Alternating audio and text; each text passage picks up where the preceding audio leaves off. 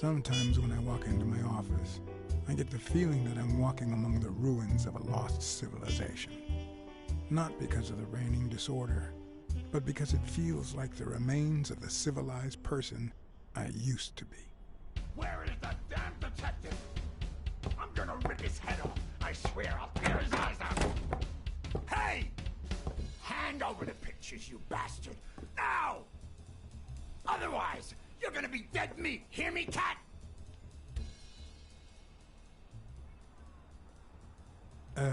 What kind of pictures are you looking for exactly? You know which ones. Me and the lady. 2 days ago. Ah. Curious, are you? Plenty of things you could learn through. I'm gonna kill you!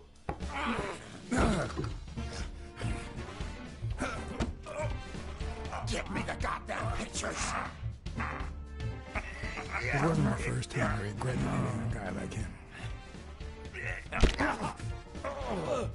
But at least I bought enough time to aim at his soft spots.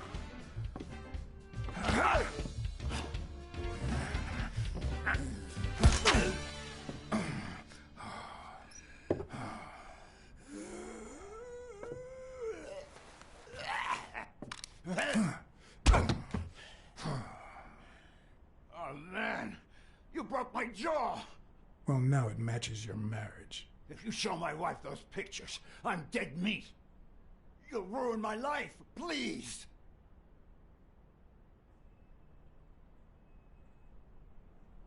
I don't enjoy meddling in others' affairs, but it's my job, and I've got bills to pay. You're the one cheating on your wife, buddy. This is on you. Hey, I'm no two-timer, I swear. It only happened once, for God's sake. I'm just her bodyguard, that's all. She seduced me. I love my wife, honest to God. I even quit the damn job for her. You can't break up a family for one tiny mistake.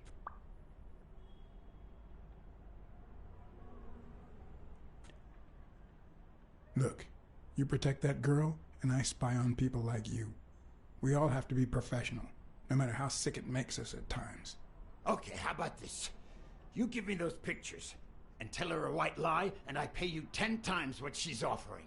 You save my family, and you make a pretty penny. What do you say? Deal? For as long as I could remember, I had collected nothing more than bad gigs, debt, and sorrow. My self-respect and bank account were racing to see who'd hit rock bottom first. While I hated his offer, it could certainly help me start anew. Run some ads in the papers, get better clients. All right. I'll tell your wife you're clean. Get the hell out of here before I regret it, pal. 3. Thank God! 2. Put that money to good use. 1. You won't regret helping out Eugene Colbert. I promise you that. My uninvited guest had left me several gifts. First of all, a massive headache. That guy's skin was hard as a rock. Second of all, more money than I deserved. Third, the feeling that my moral compass wasn't quite as calibrated as I thought.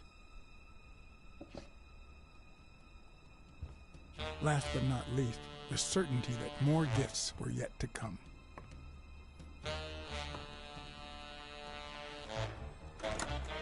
He's a nice guy.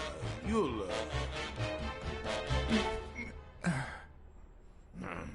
You see what I said about my pal Blacksad? Doesn't even know you, and he's already offering you a seat.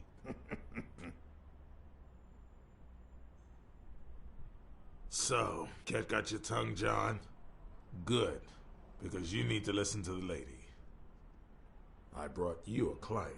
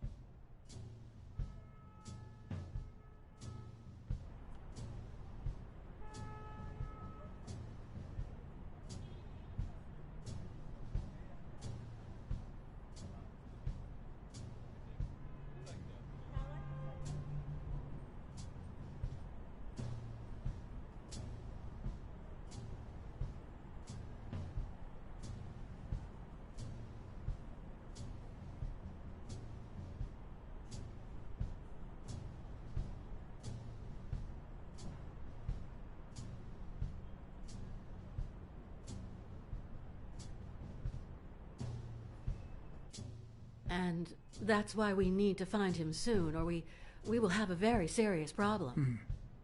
Thanks for the information and the picture. They'll really come in handy. Let me see if I have this straight.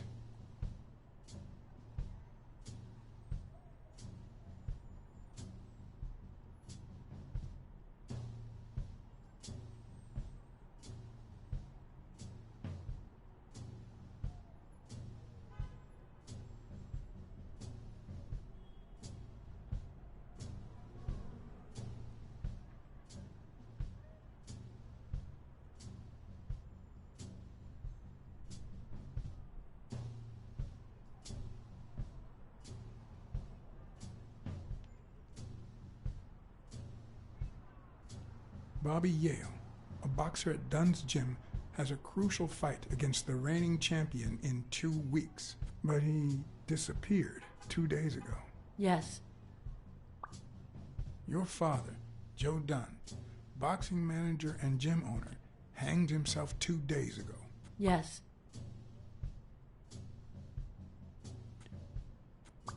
In short, if Bobby Yale is a no-show for his fight, you'll have to pay a fine. But since you don't have the cash on hand, your father's gym would have to close. Yes. So you want me to find Bobby Yale? Yes. No. Jake wants you to find Bobby. Oh, I see. Well, first of all,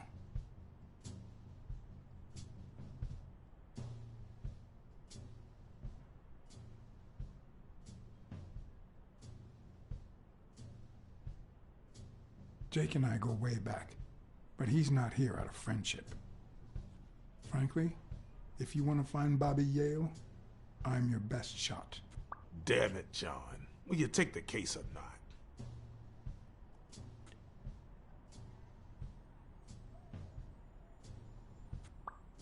Sure. I know the money is tight, so how about this? When I solve the case, and believe me, I will, we'll see how much you can pay me.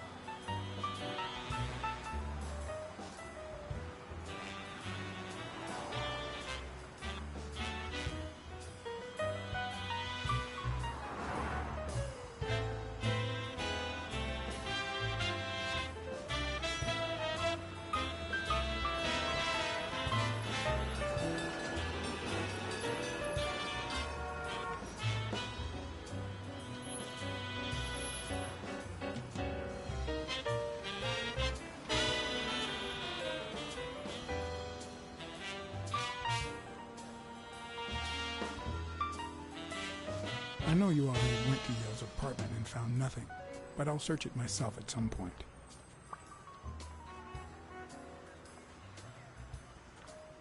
That cleaning lady, Mary, Purnell, the one who found Joe Dunn's body, she works part-time at Sam's Diner, just down the road on the left, right? That's right. I think I might pay her a visit as well. And the gym, of course, and see what I can find. Okay, I think I've got enough to start with for now.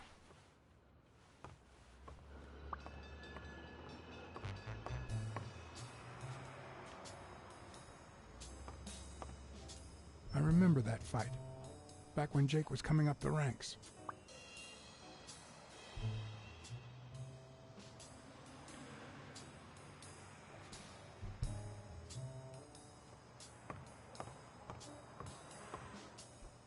Looks like Dunn liked to measure his daughter and Bobby Yale each year.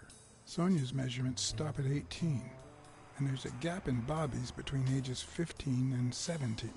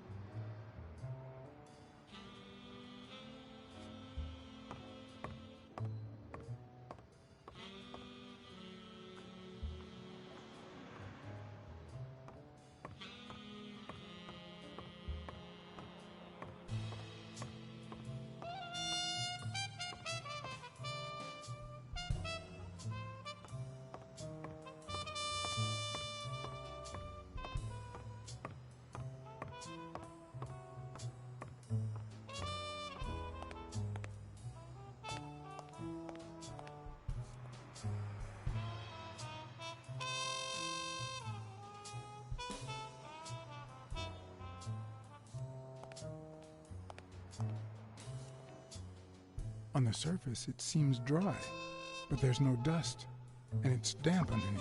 It could have fallen the day Dunn died.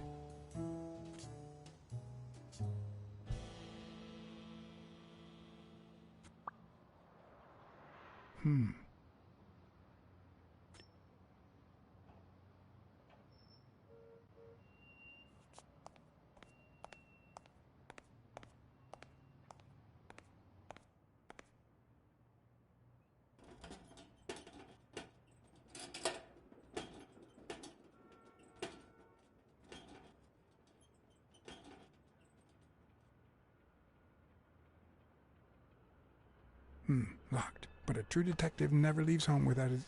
Huh? Sometimes even the most experienced detective has to go home to get his lockpicks.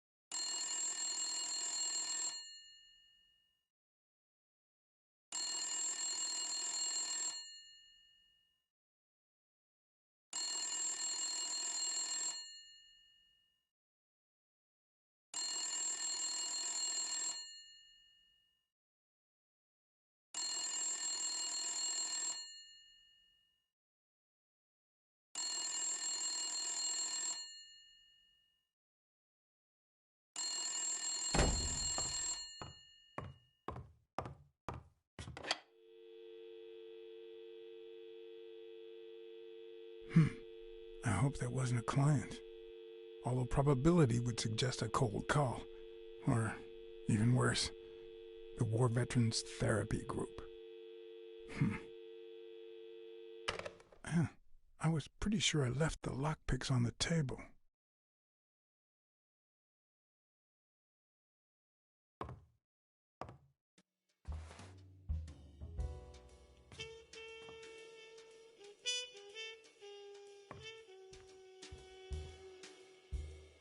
Yep, that's where I left my lockpicks.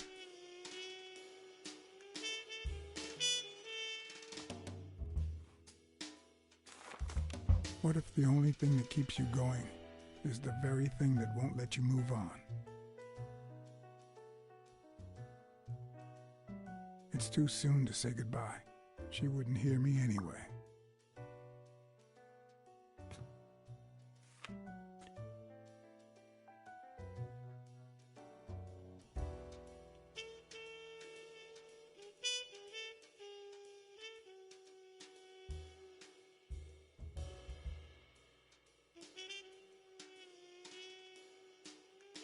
Who cares if I drink or not? The truth? I used tequila to clean my lockpicks. In fact, I just finished cleaning them when that rhino walked in. Maybe we knocked them down during the fight. Bookkeeping is not my strong suit. I'm good with expenses. It's the income I don't get. Sometimes I also use it to type out reports that nobody reads and invoices that nobody pays.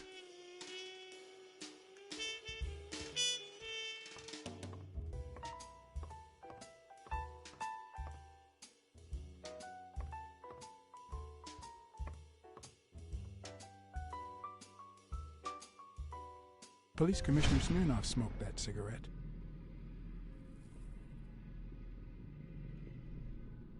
Judging by the way he put it out, he was pretty nervous.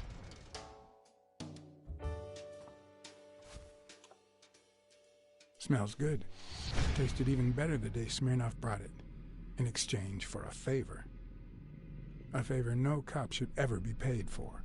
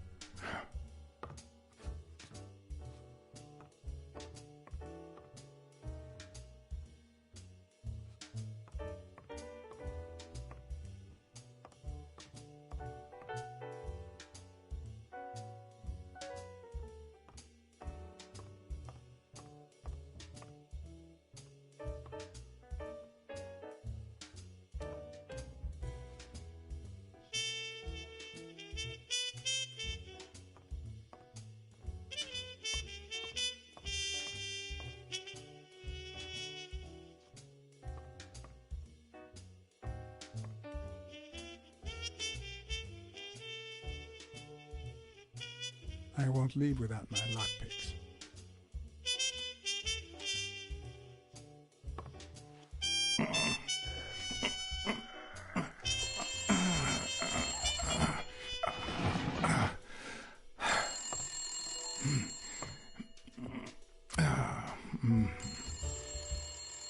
Most detectives feel safe with a gun in their pocket. Me, I prefer lockpicks. At least I know these little fellows won't backfire.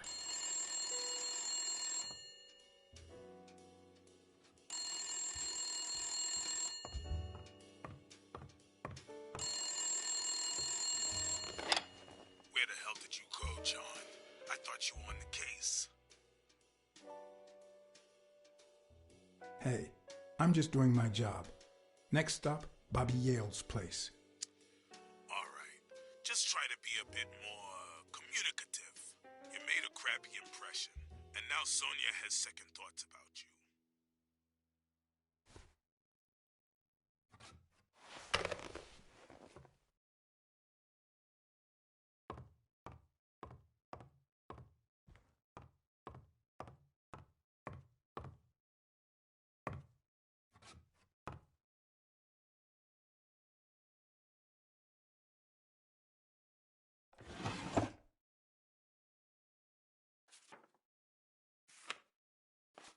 Good old Weekly did a fine job with these pictures.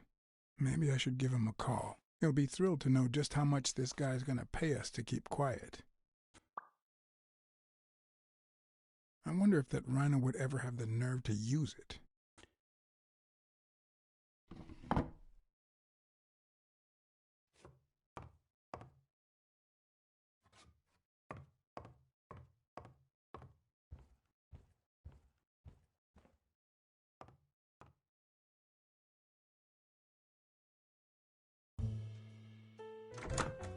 Looking back, I wish I'd never found my lockpicks. Maybe I wouldn't have gone back to the gym. All hell was about to break loose.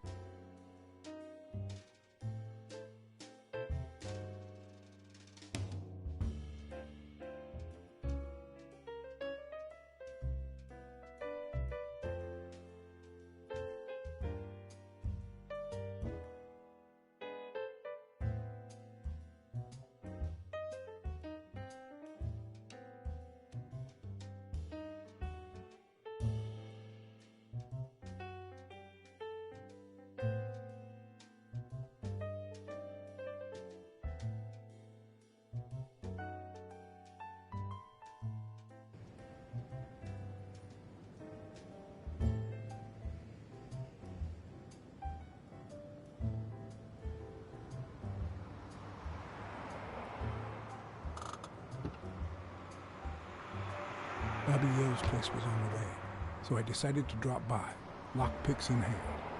The gym could wait.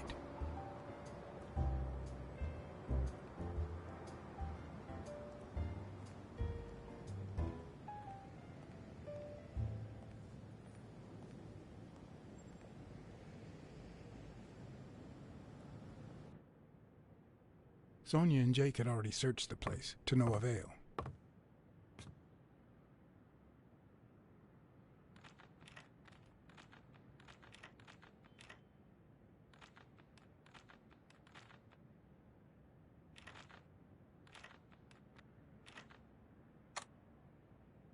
But a good detective would have better luck. I know it might not seem like it, but... Okay, who am I kidding?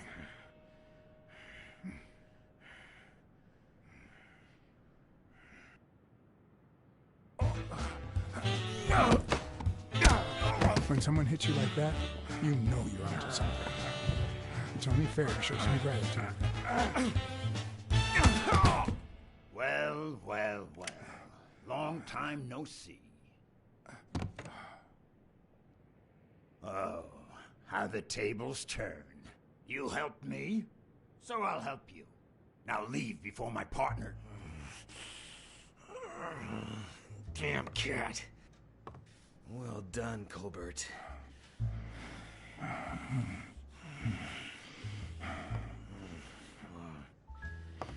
Now.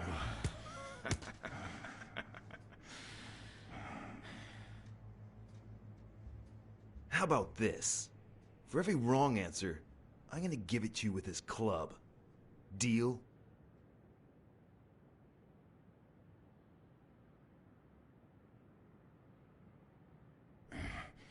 Didn't we just witness your lack of aim? Wrong answer. First, well, second question. What the hell are you doing here?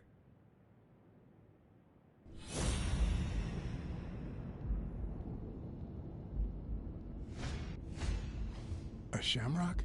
Is he Irish?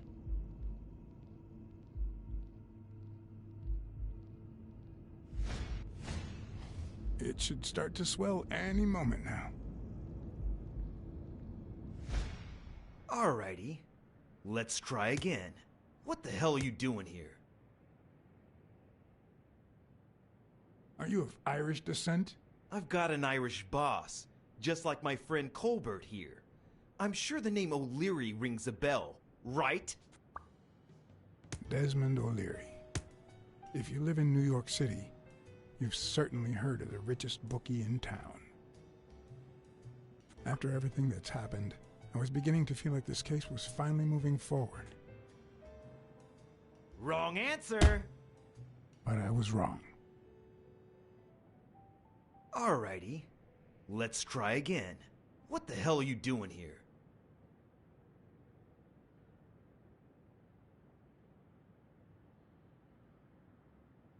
Weren't you gonna hit me? I'm still waiting for the blows.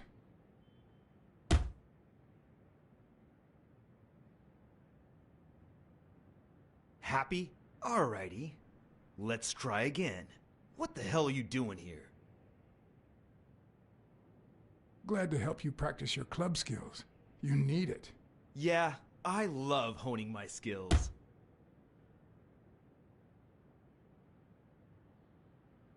Alrighty. Let's try again. What the hell are you doing here?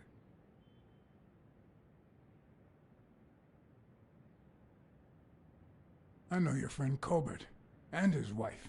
Now he wants to insult you. Alright then. He's all yours. Alright. Now it's your turn. I'll call the boss.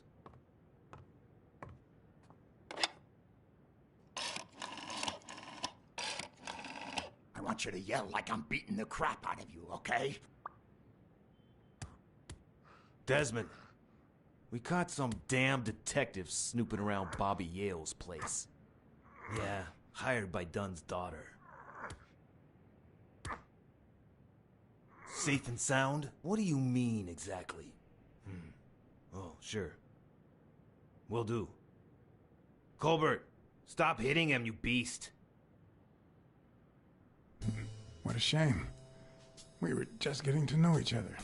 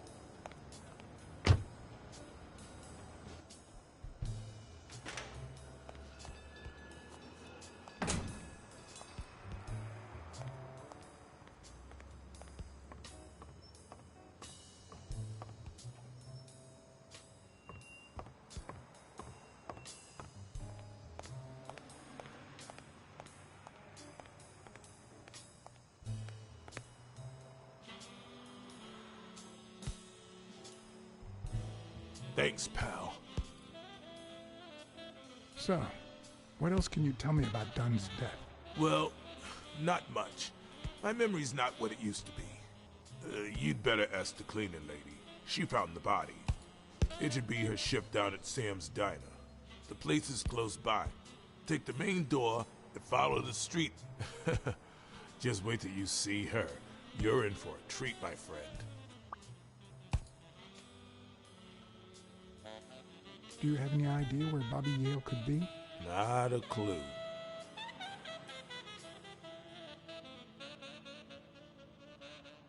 I dropped by Bobby Yale's apartment. I think he might be involved with O'Leary, the bookmaker. You sure? Yale had some dark years, no doubt, but Dunn turned him into a decent guy. I'm no detective, but I wouldn't follow that lead. Do you know any of his relatives? His father, Avenarius. Avenarius? The boxer poet? Didn't he disappear 20 years ago? Yeah, and his wife, Bobby's mom, died shortly after. Dunn is the closest thing the family the poor kids had ever since. If Yale's gonna fight the reigning champion, he's got a big career ahead of him. He hasn't lost a single fight since he turned pro. The little bastard beat the socks off me a few years back.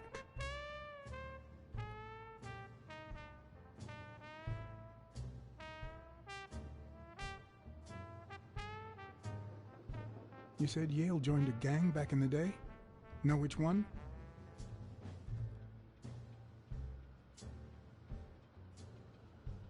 Hell, I don't know, John. This is New York City. There are more gangs than people.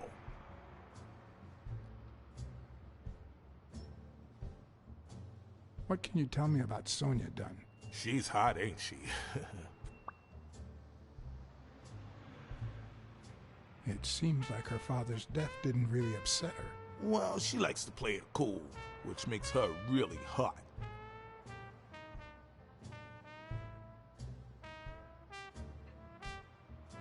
I better let you get back to your drills. All right.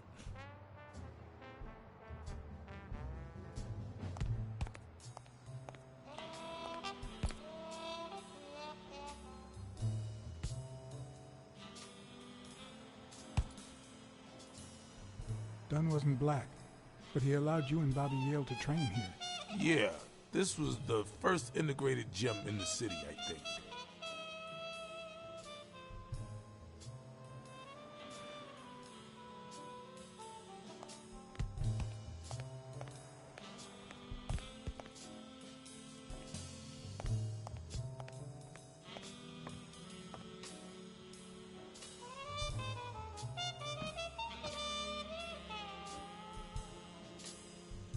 What leads a man to do something like this?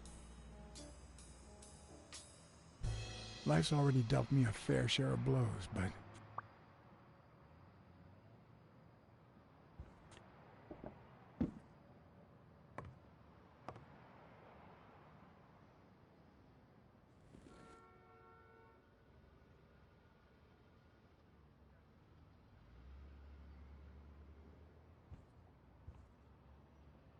I don't know why.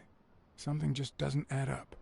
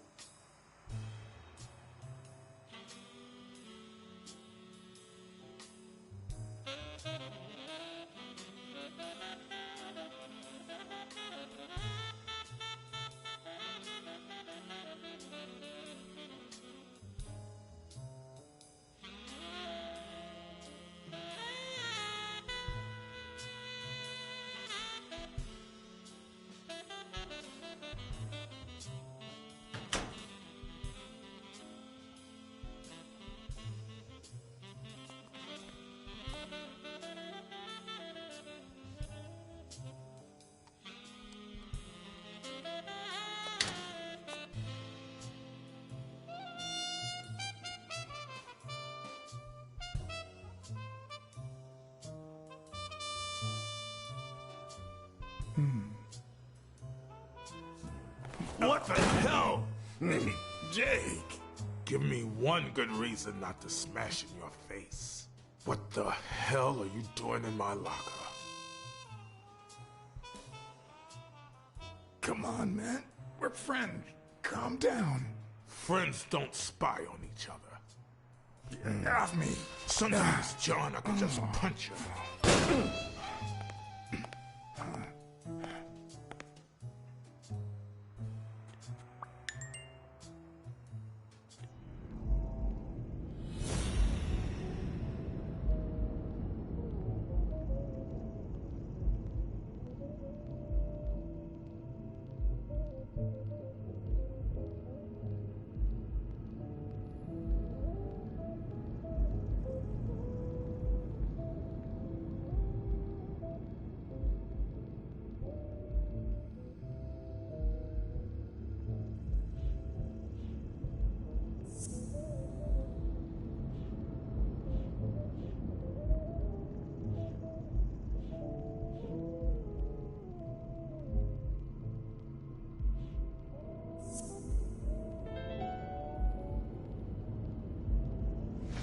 Why do you have that pen, Jake?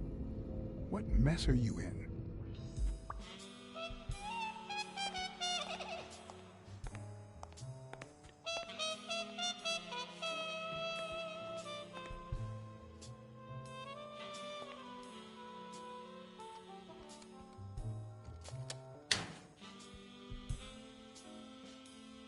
Smells like paint.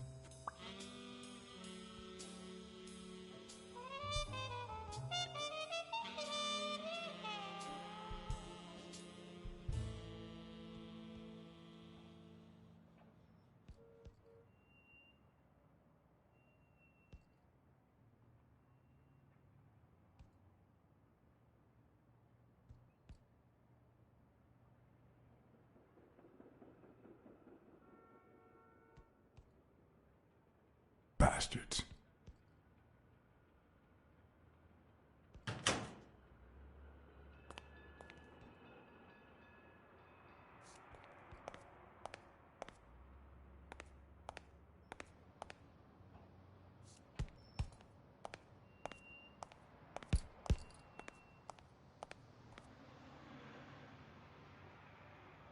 Okay, Jake. I told you. Desmond O'Leary. Huh? I know you work for him. Now you're just making stuff up.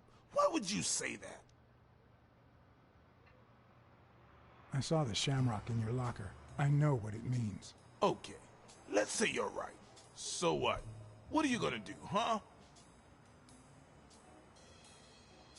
We're pals. I won't do a thing. But please, tell me the truth. Okay, I guess I should have said something. Business isn't going that well lately. Natalia was my last well-paying job, and it's been a while. Then O'Leary shows up and offers me a bodyguard contract. What was I supposed to do? Yeah, I understand. Seriously, you don't seem like the type to accept shady offers. I've done things like that, and worse, but I'm not proud of them.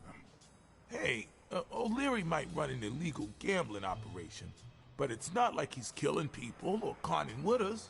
And I'm just a bodyguard. I make sure no one gets hurt.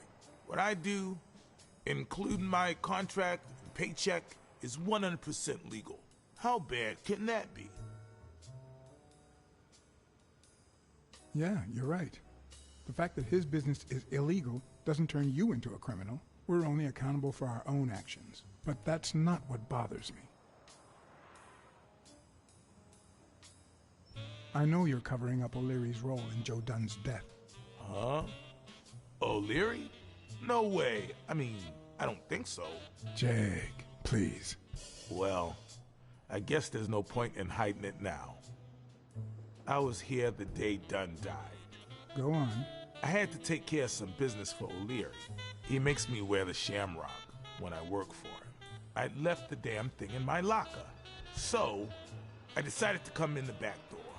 Joe had mentioned he'd been painting that afternoon, but I forgot.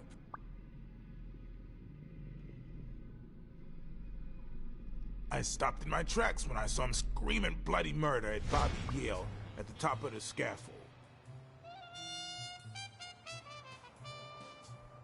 What exactly was he saying? Something like, if you do that, I'll call off the fight and make sure you never set foot in this gym again. I didn't want them to see me, so I left. Jake, why didn't you tell me? I thought you'd be pissed off. Well, you were wrong. I'm sorry, John. I should have said something. Don't worry. We all make mistakes. Time to go. I need to think about everything you just told me. Thanks, John.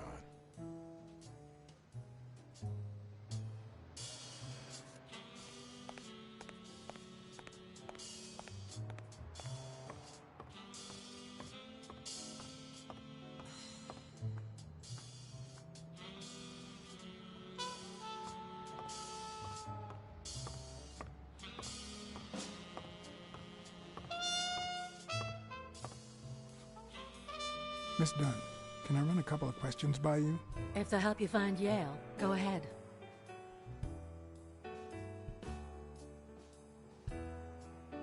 Did you and your father get along?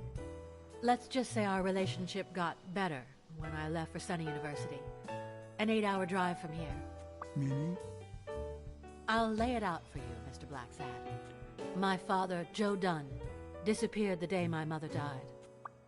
He became a shell of himself. Joe Dunn, my legal guardian. A man who gave me food, shelter, clothing, and an education. And that's more than you need to know.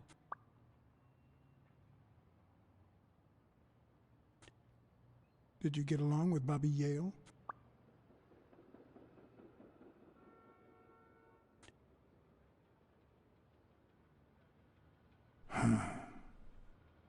Okay. Forget it.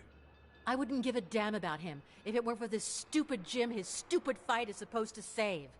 Happy?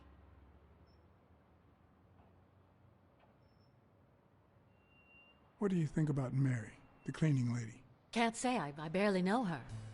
And I'm not one who's quick to judge other people.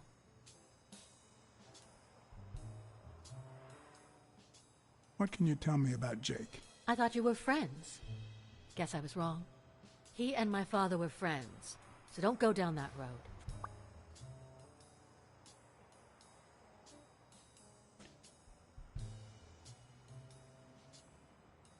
Thanks. That's it for now. I get it. You don't like me. But there's something you need to know. I'm all ears.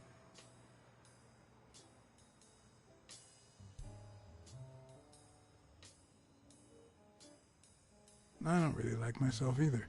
So that's one thing we've got in common. Duly noted, Mr. Blacksad.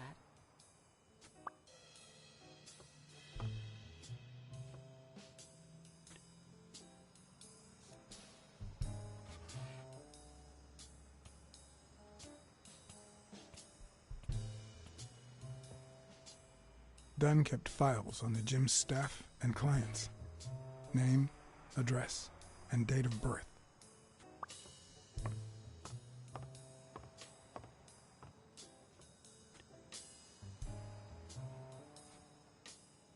I'd like to take a look inside that safe now. Could you give me the combination? I'd love to help you, but my mother's birthday used to be the combination, but I already tried it.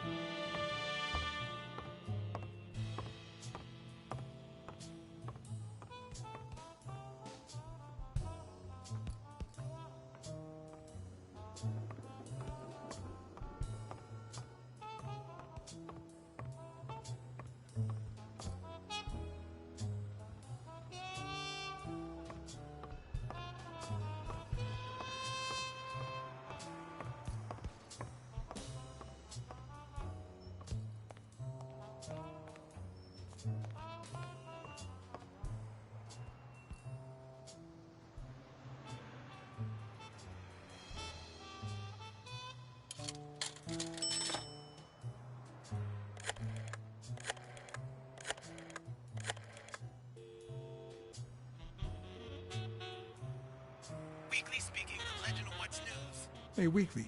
This is... John, did you get my pictures? Yes, and... That rhinoceros has one big horn. And the girl, hot damn. You want me to find out her name? Please, pretty please. No, Weekly. Look. The rhinoceros came by and offered me money to keep quiet. Wow. Are we talking petty cash or big bucks? The latter. That's my boy. Good job, Blacksad. Half the money is yours. Yeehaw. Okay, let's just change the subject. Hey, I heard something weird's going on at this gym. What was the name? Dunn's gym. Didn't you have a pal down there? Can I talk to him? I heard a woman's running it now. A boxing gym. Now, that's what I call news. Actually, I'm working on a case for the gym owner. I'll see what I can do, okay? I'll call you. Thanks, pal. You just made my day.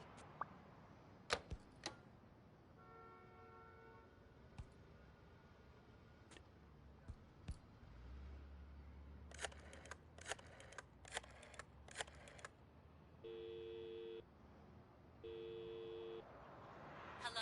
Blacksad here. Please don't tell me my husband... You have nothing to worry about, Mrs. Colbert. Do me a favor and enjoy your family. Oh, thank God. Thank you, Mr. Blacksad.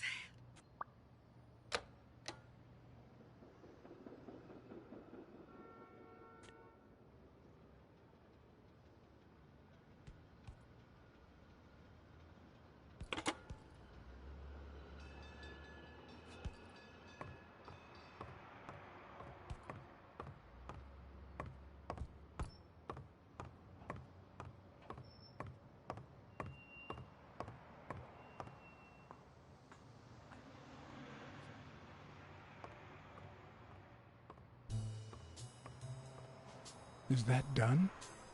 Wow.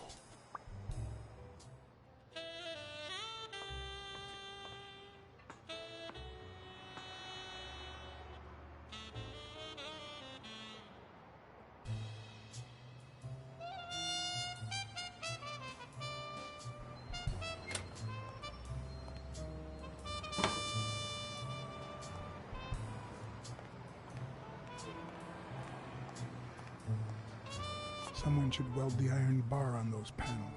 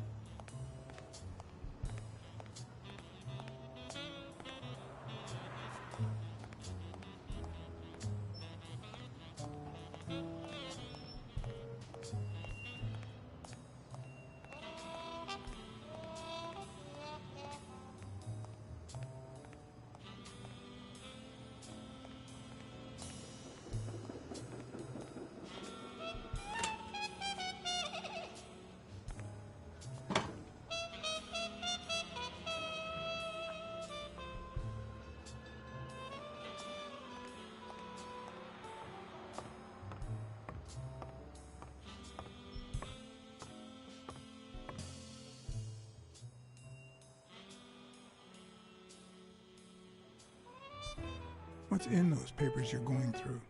Red tape. Great. If you find something, please let me know. I thought you were the detective.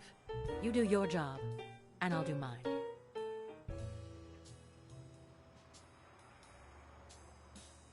Thanks. That's it for now.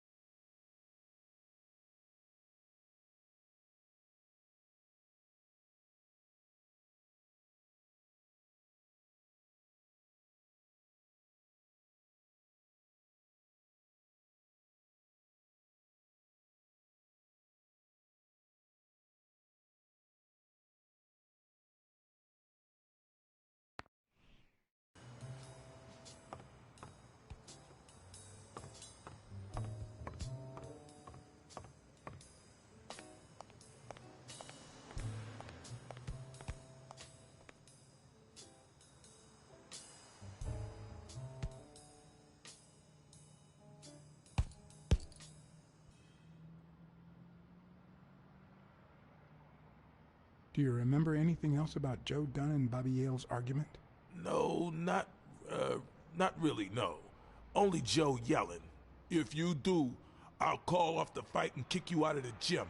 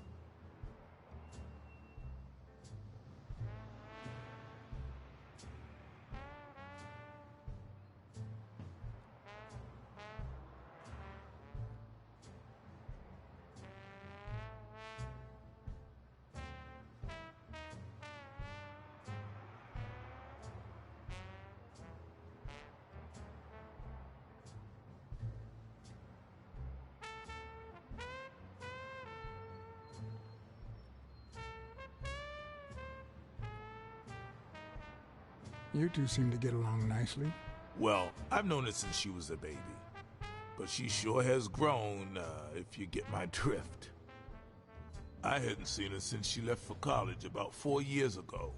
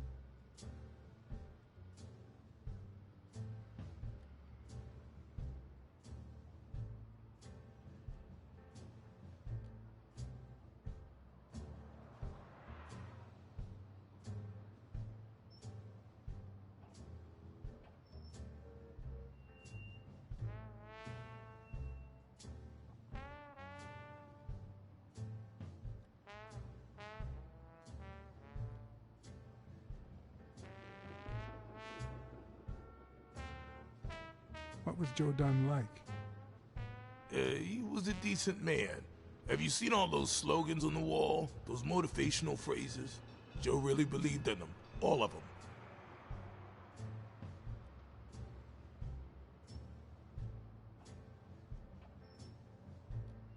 He played the saxophone, right? Yeah, pretty well for a white boy. But he quit when his wife died. Makes no sense, right? I mean, nothing draws chicks like the brass. Why quit when you're finally free? Ha ha ha ha.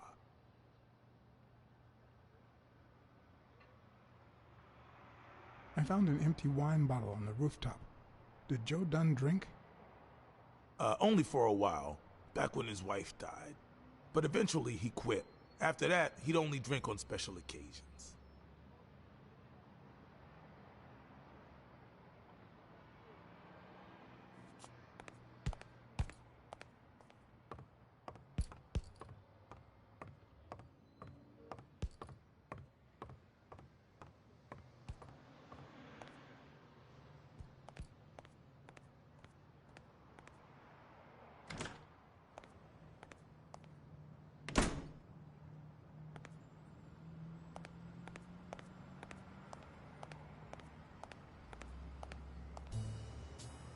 Good morning, sir. Good morning to you. John Blacksad, Private Eye. Would you mind if I ask you a couple of questions? Not at all. Proceed, Your Honor.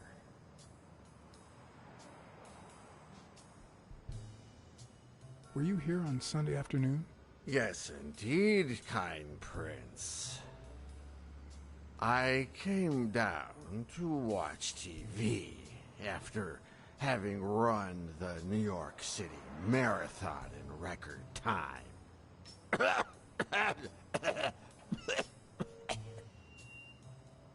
Pleasure to meet you, sir. Well, just like life, that was short. But then again, all things short fit me like a sock.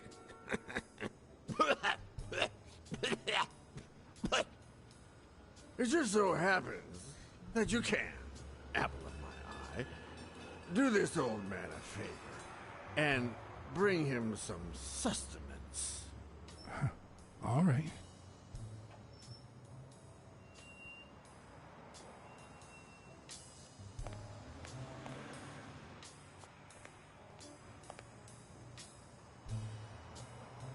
Looks like a chest expander, doesn't it?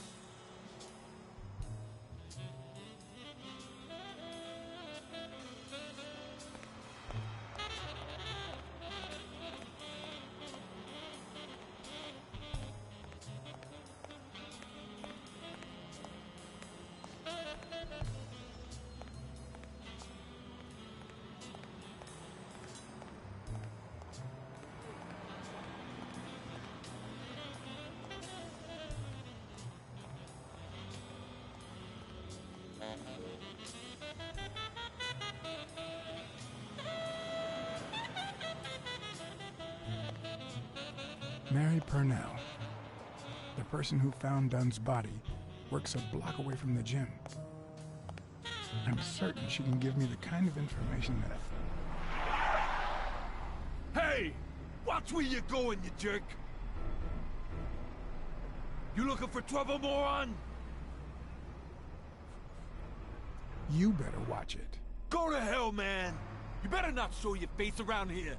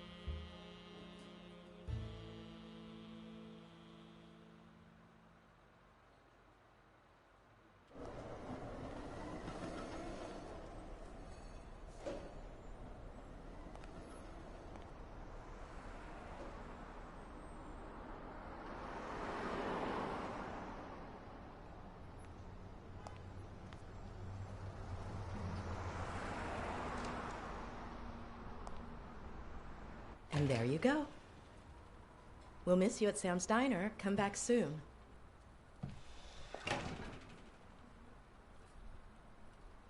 Welcome to Sam's Diner. What can I get for you? Blacksad, Private Eye. I work for Sonia Dunn. I need to ask you some questions about Joe Dunn. Sure, but I'm working right now. Maybe later? Please, I need to find Bobby Yale as soon as possible. And I think you can help me. All right. What can you tell me about Sonia Dunn? I barely know her, but she looks like a smart girl, poor thing. Any ideas where Bobby Yale could be? How am I supposed to know? He's rarely there when I clean the gym. Bobby seems like a nice kid, but I barely know him.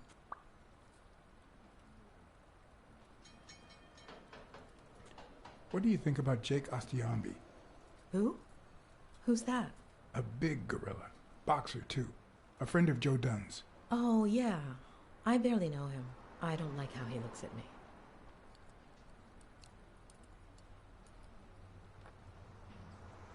Let's talk a bit more about Joe Dunn. How was Joe Dunn outside the gym? I wouldn't know. I only saw him at the gym or right there. That was his spot. I think everyone liked him. Can you tell me how you found Dunn's body? Well, I thought I was alone. I clean early in the morning before Mr. Dunn comes in. Oh, so you have keys to the gym. Yes, of course. There was paint on the floor, so I thought it'd be a busy morning. And then I saw him, hanging there, like a baby mobile over a crib. Then I think I panicked. When I calmed down, I called the police and waited outside. Sorry, that's all I can say. Don't worry. But if you remember anything else, let me know.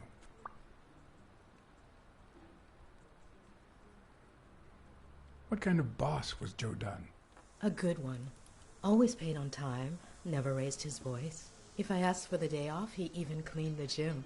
Thanks, but I still don't get why he'd commit suicide.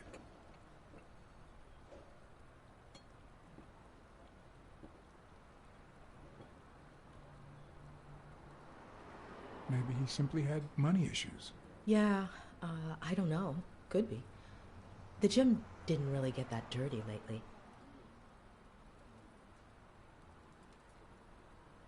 I heard his relationship with his daughter wasn't ideal. Oh, really? Poor man. I don't have kids, but that has to be really hard.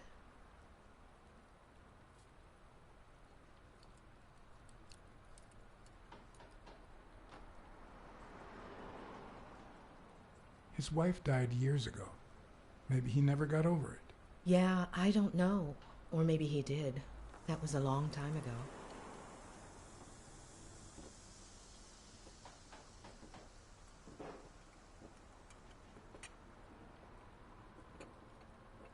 Can I have a hamburger, please? Oh, sure. Regular or cheese? I think I'll get the cheeseburger. Mm-hmm. You want fries? A drink? No, that's it. Okay. Is that for here or to go, then? To go, please. One cheeseburger to go, Sam. Okay.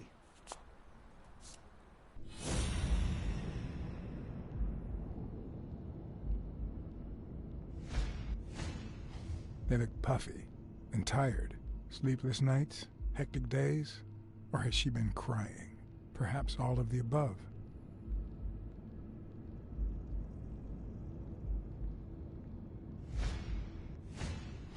Smells like cinnamon. No, cinnamon and burgers.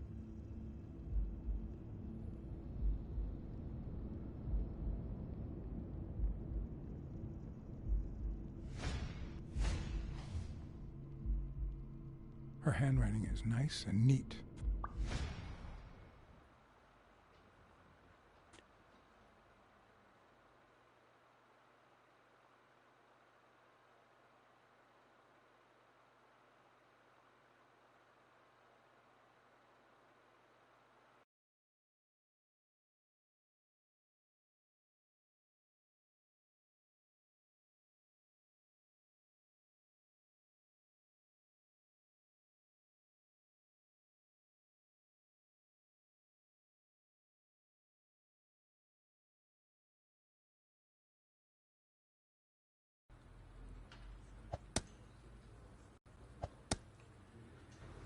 Your burger is ready.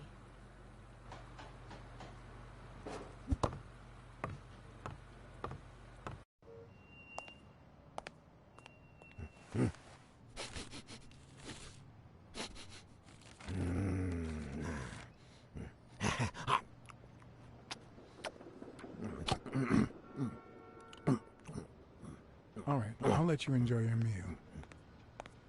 4 people used the back door that very same night. What? Well, I might be blind as a bat, but as you can certainly see, I have 2 wonderfully functional ears.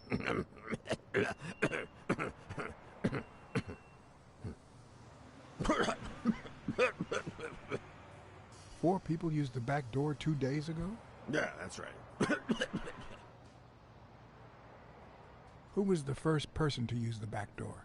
Someone big unlocked the door, stepped inside, then came right back out.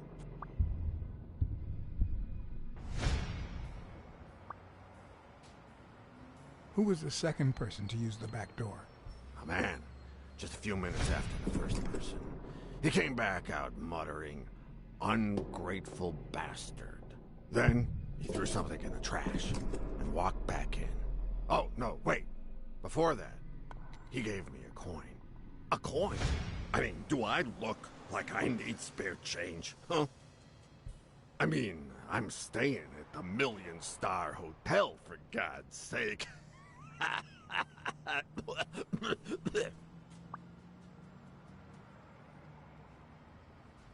Who was the third person to use the back door?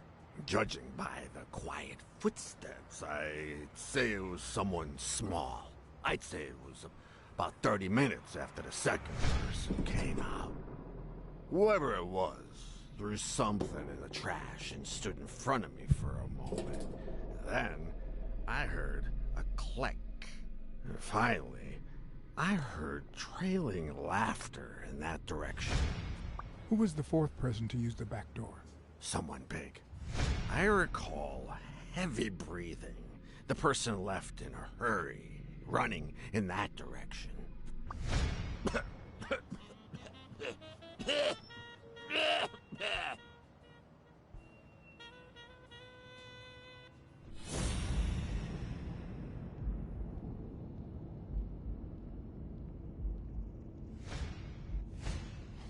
I wonder what it's like to be blind. Would I cope?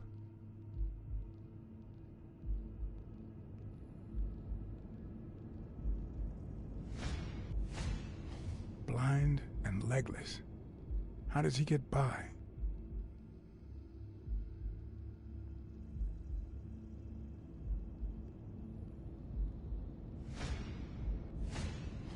Blind and legless. How does he get by?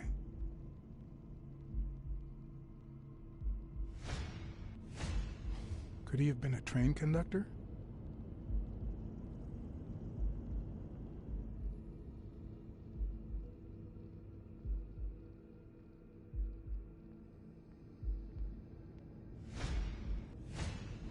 Looks like someone used it as a punching ball.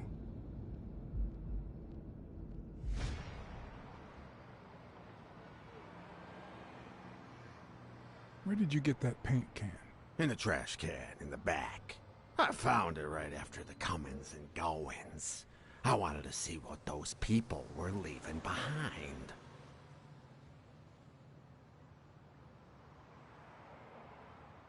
There's a chest expander in your cart. A what expander? A thingamajig with 3 springs. Oh, the thingamajig with springs. Oh, I got it from the trash, back there. A paint can and a thingamajig with springs. What a night!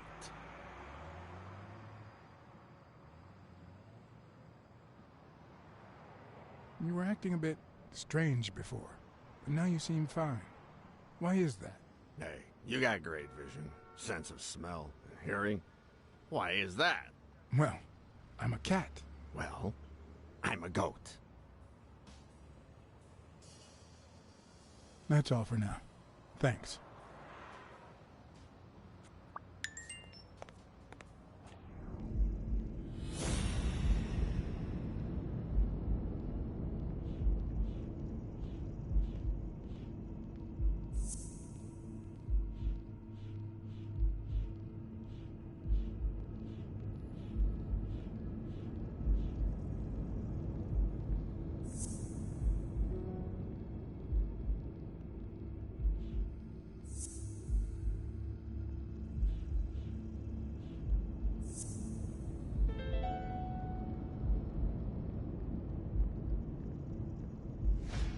know this much. The chest expander in the trash belongs to Yale.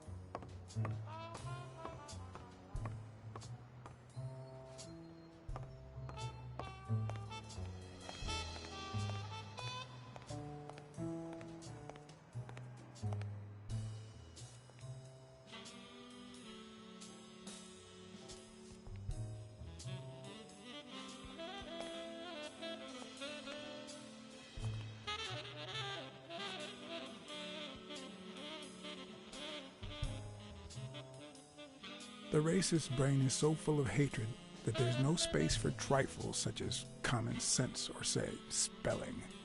But this most cultured writer spotted the error and attempted to correct it, not sure what to make of the outcome.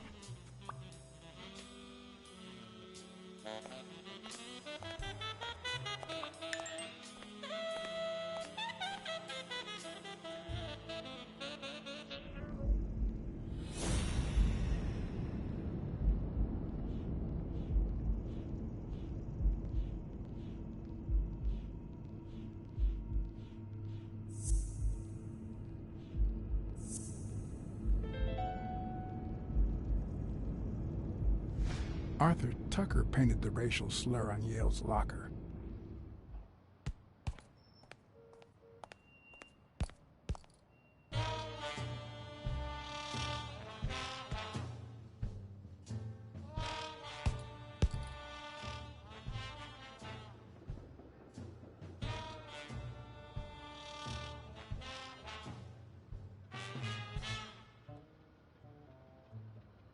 Joe Dunn or Joey Dunn?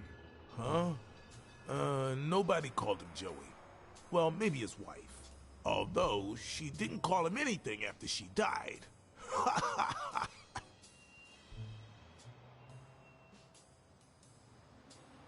Not all folks are as open-minded as Dunn. I happen to know who painted the lockers. Arthur Tucker. I knew it. I knew it was him, that bastard. I'm gonna whip the white out of him.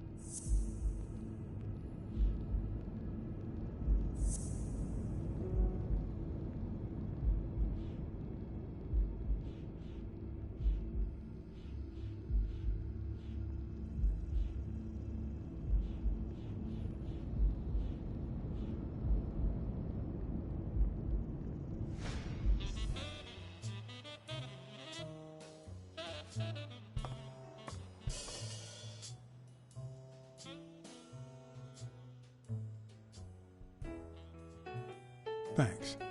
That's it for now.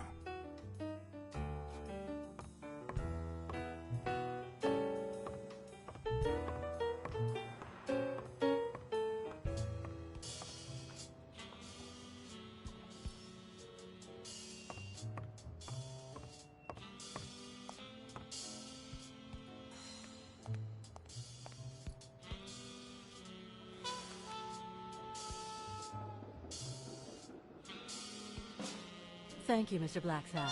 Does the postman always leave your mail on the floor? I don't know,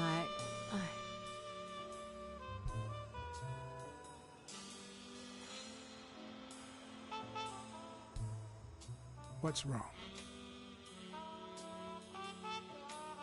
It's my mother's wedding ring. Who had it? I don't know. My father wore it on his pinky finger after she died. Not always, apparently. Will you find out why? Sure, but there's something else I'm worried about. This might have something to do with the...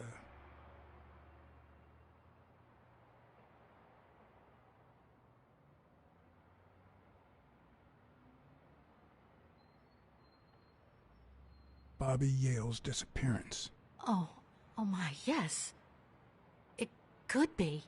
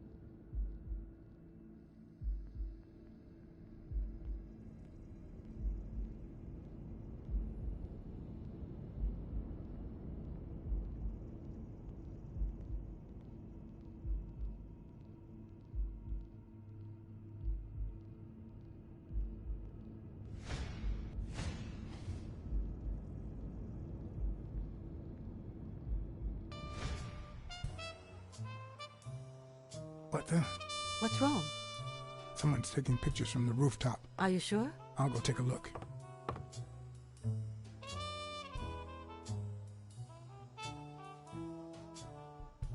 Now, who's that rope for, Miss Dunn? Weekly.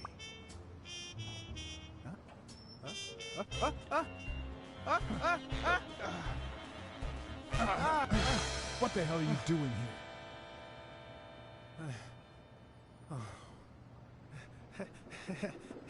Hey, look! Isn't that Cassidy?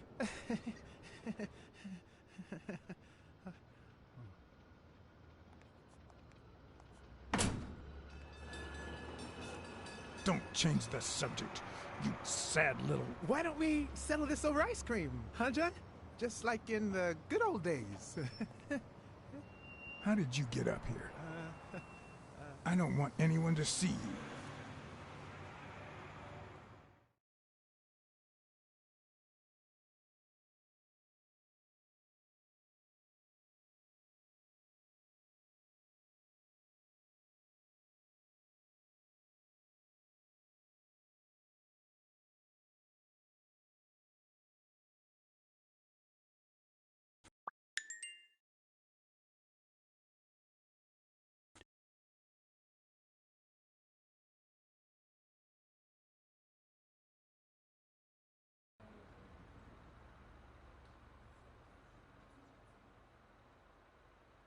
Everyone, even the most hapless of creatures, has a gift.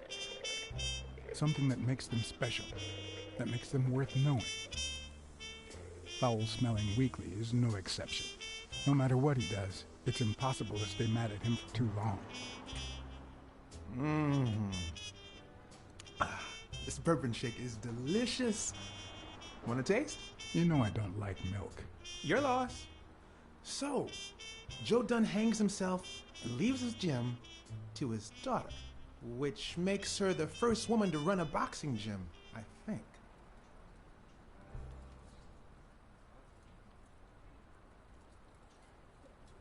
I don't think Dunn killed himself. What? Do you have a suspect? Any leads? No, it's just a hunch. Although...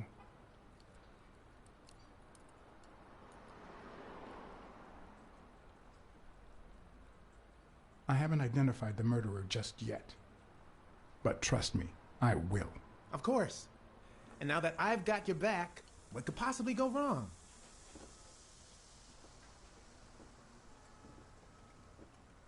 Well, it doesn't really matter. It's just a hunch. I wouldn't bet my life on it. I've got other suspects, like O'Leary, the bookmaker. Desmond O'Leary? The same O'Leary who used to date Helen Moore? America's sweetheart? Now that's a woman. And then there's the Walrus. Who was that guy? Come on. You've never heard of Frank Cassidy? The president of the Boxing Managers Association? Who's also Stone's agent, Bobby Yale's rival. Hey, he might have a motive, right?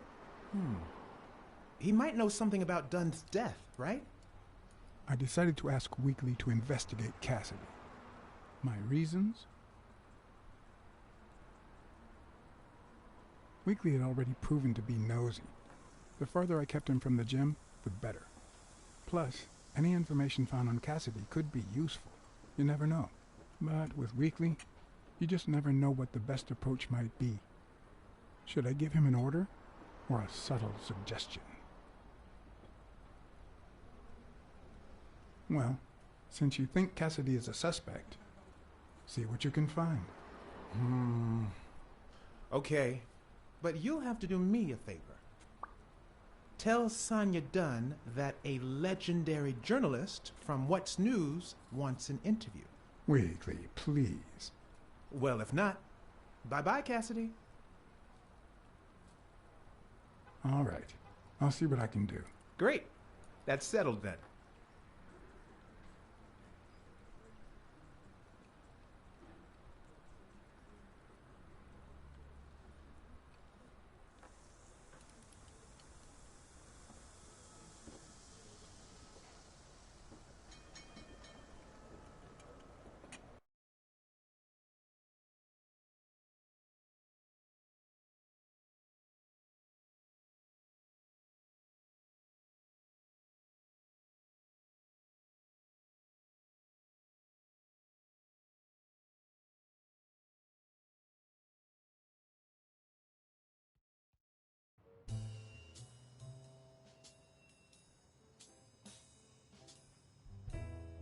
So, was there really someone on the roof?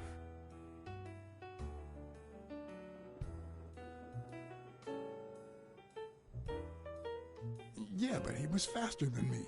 I couldn't get my hands on him. A fast spy and a slow detective. This must be my lucky day.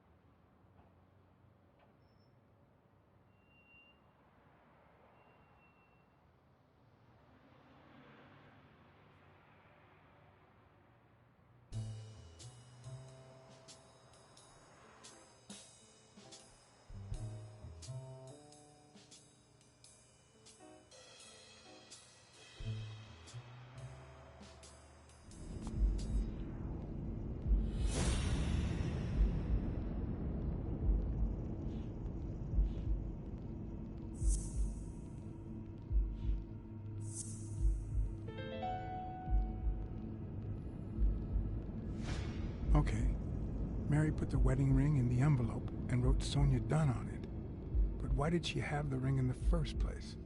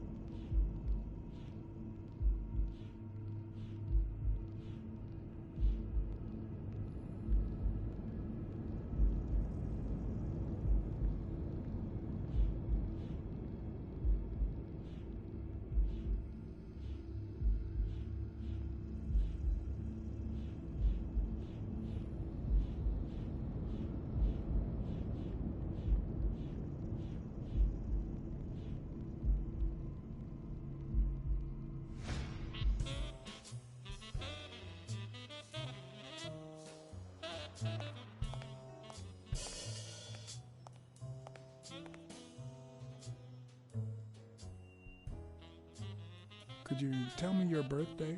Of course, March 6th. And the year? I'm 24, Mr. Blacksad. You do the math.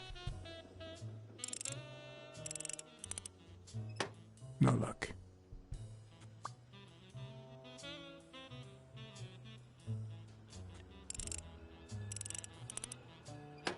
Damn.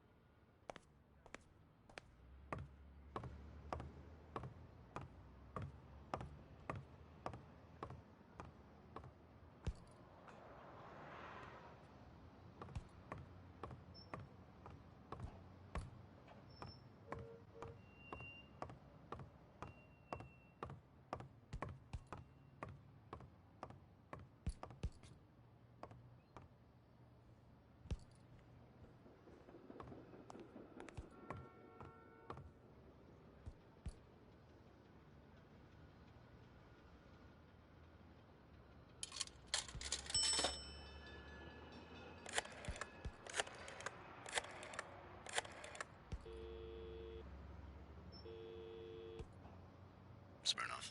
Joe Dunn, the boxing coach. You hear anything about his death? Blacksad, is that you?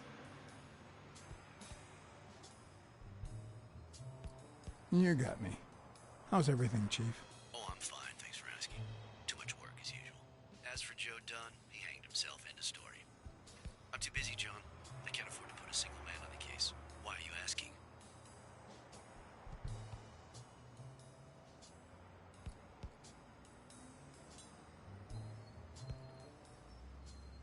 Joe Dunn's daughter hired me. But I still don't get it. Any signs of foul play?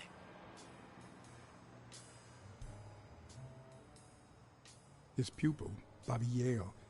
No one's seen him since Dunn hanged himself. Well, Well, his coach killed himself a few weeks before his big fight. Must be drowning his bad luck in booze in some gutter somewhere. So, are you gonna help me?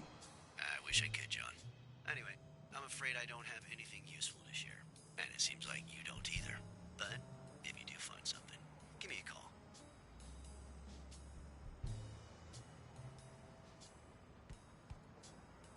We've been friends for a long time. And you think this is what two friends talk about on the phone? Good to hear from you, John. Take care.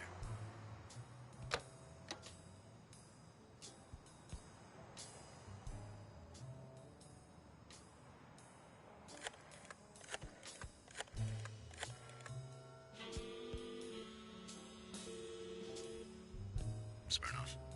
You're gonna like what I have to tell you about the Dunn case. I went to Yale's place and ran into O'Leary's men. They were waiting for him. Ah, well, it's only normal. They run an illegal gambling operation. If a fight's canceled, they lose money. I'd love to take a swing at O'Leary, but we can't base the case on a hunch. I'm not finished yet. You're gonna like what I have to tell you about the Dunn case.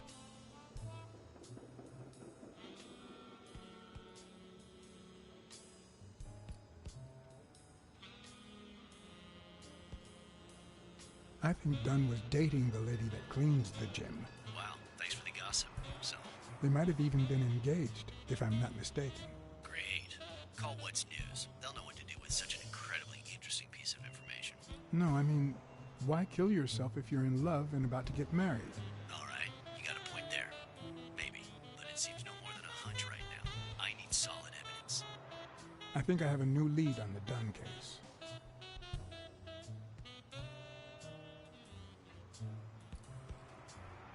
I found racial slurs painted on the lockers at Dunn's gym. He was pretty open-minded about racial issues. Maybe his death had something to do with that. John, half of the crimes in this city have racial ramifications, unless you have solid proof. I think I have a new lead on the Dunn case.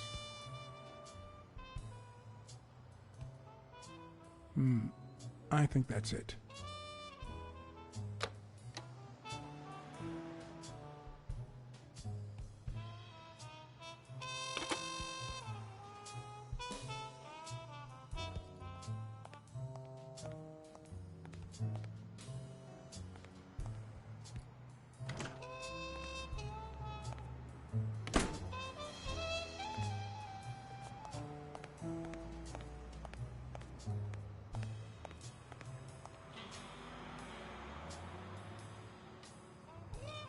Do you remember anything else about the day you found the thingamajig with the springs and the paint can? Yeah, no. Wait, yeah. Well, no. Now that I think of it, no. Hey, pal, how about thanking a good-looking goat with a cigarette?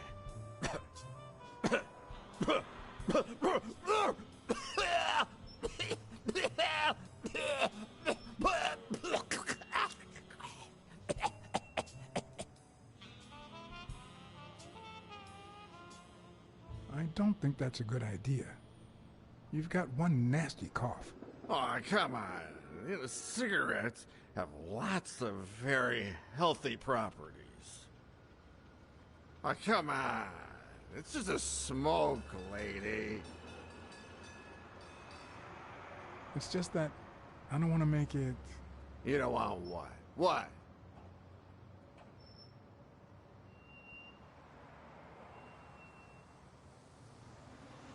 Yeah, you think you're not responsible for my pathetic state? Think you're not to blame? It's the government that shipped me off to war. They shipped me off, too. Oh, right. So then you know what it's like to kill, too. Well, then another sad hobo shouldn't be a problem for you, Professor.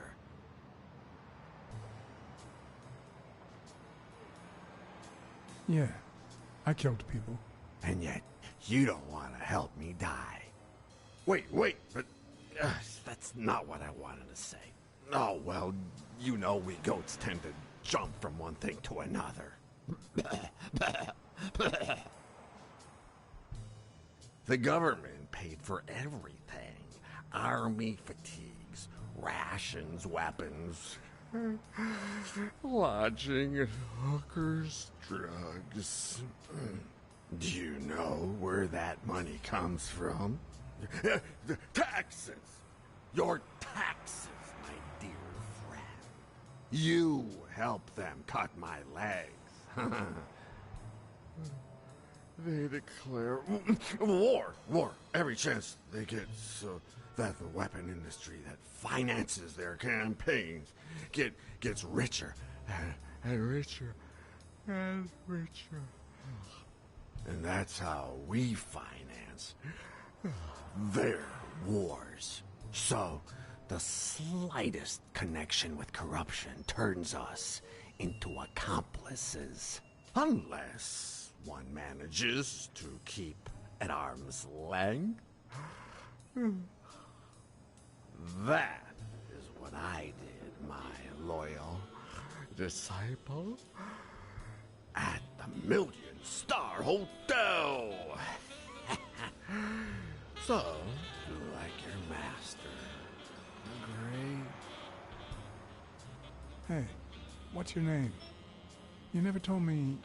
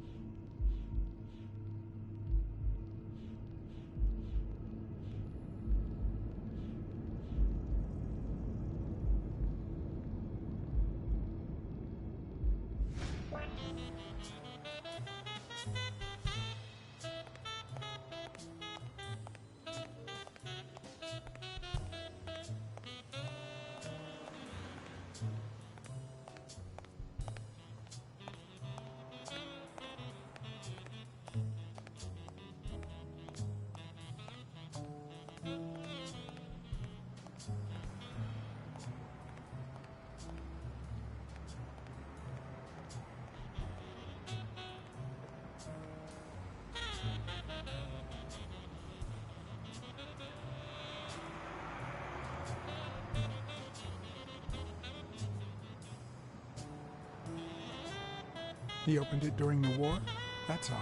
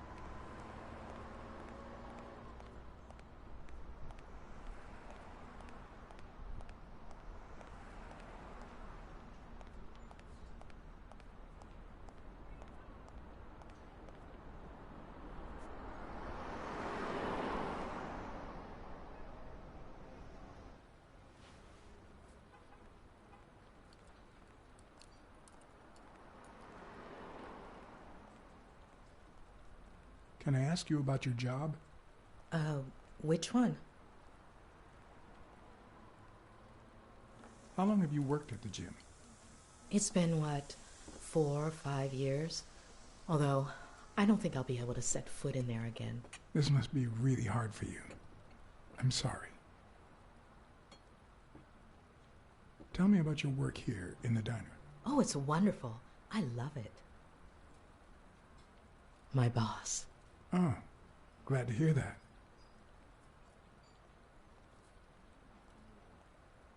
Other than the diner and the gym, you don't work anywhere else, right?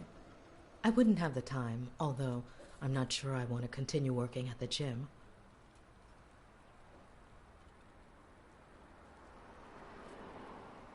If I were you, I wouldn't quit. Trust me, it might be painful at first, but time heals all wounds. Joey used to say the same thing. Maybe. I don't know. Thanks.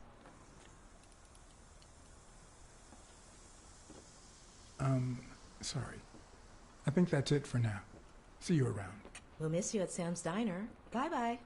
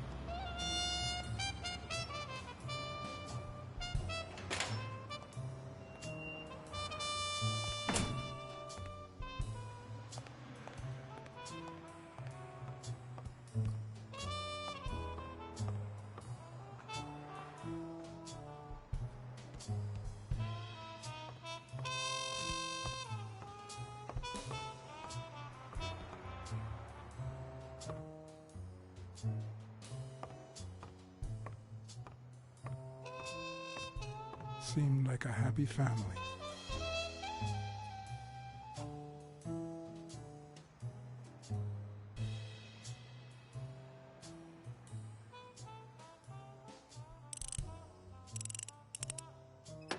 No luck.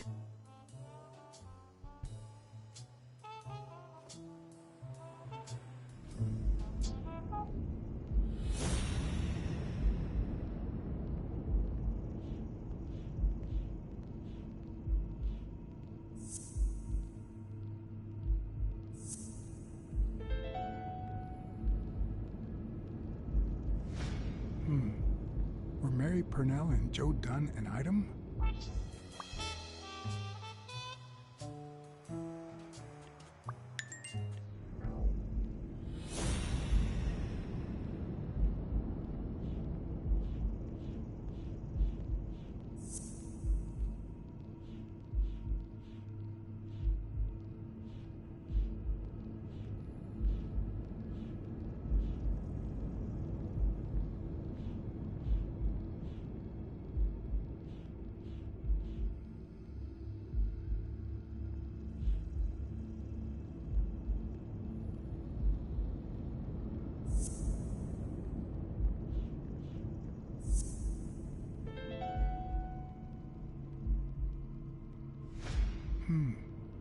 What if Mary's birthday is the combination to the safe?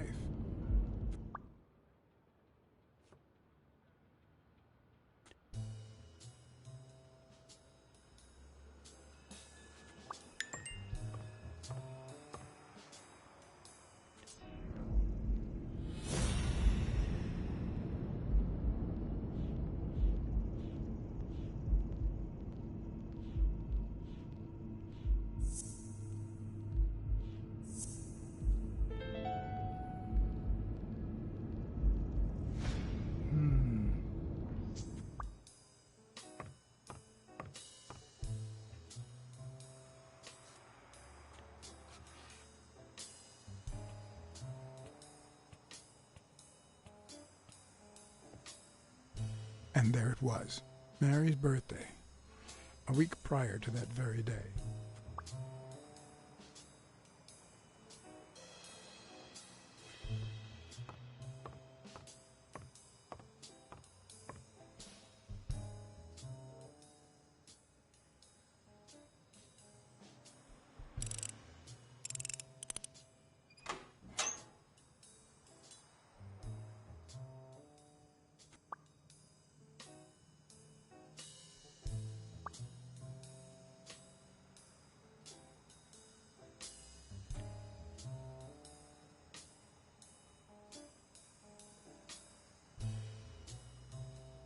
You open the safe? Yeah, and I think you need to see this. Can you tell me what it says? All right. I think this might be useful for the investigation, Mr. Detective. He left everything to me, except some boxing trophies and knickknacks that'll go to Bobby Yale.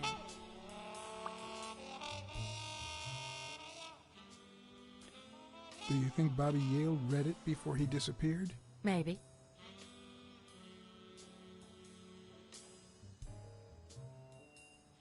When was it signed?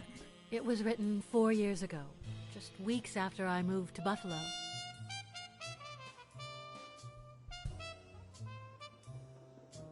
All right. Thanks.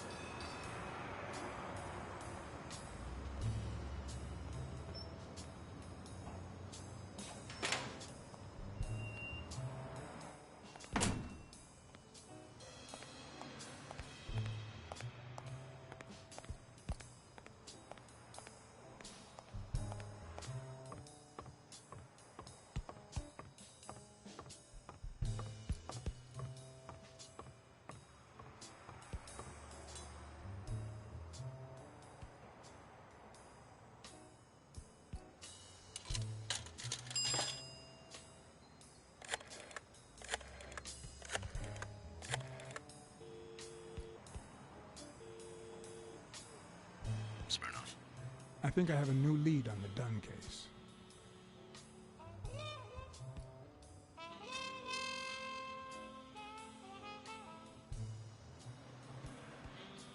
Dunn and the gym's cleaning lady were about to get married. Oh, this again? The combination on Dunn's safe was her birthday. He even gave her a ring.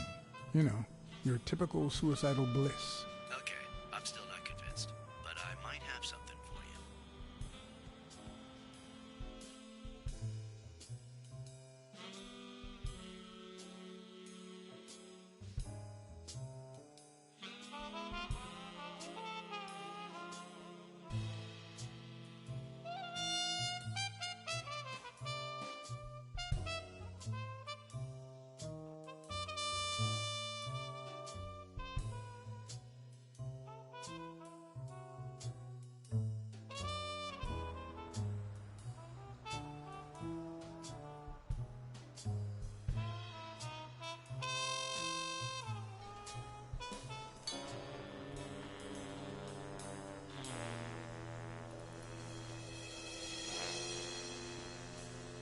Life is off and off key, like a bad song.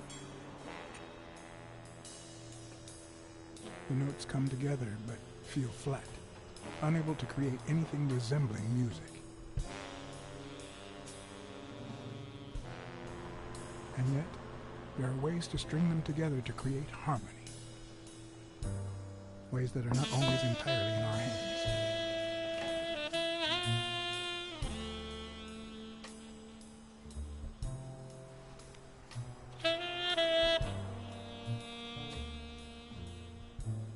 You look tired, John.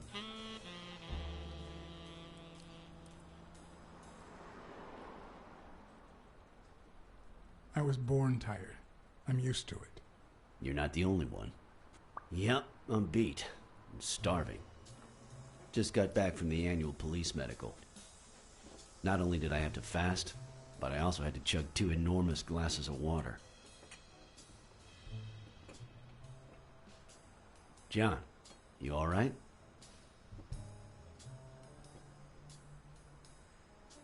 I've had better days, and I'll have them again, I hope. We both deserve to. The thing is, I'd love to help you out with this case, but I can't. You know I work for the state of New York. If I had any information, I couldn't share it with a private eye. Even if it was lying on top of this table.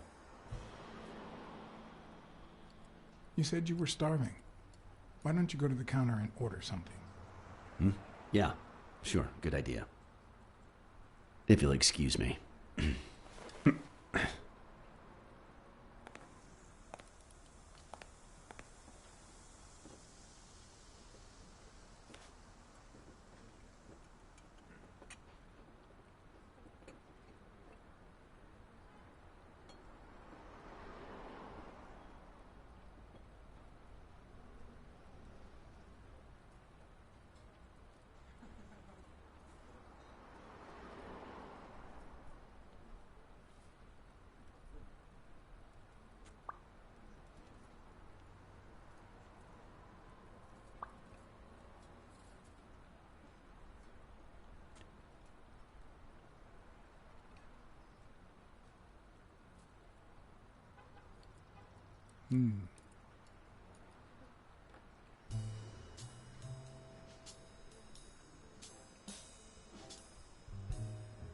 Interesting.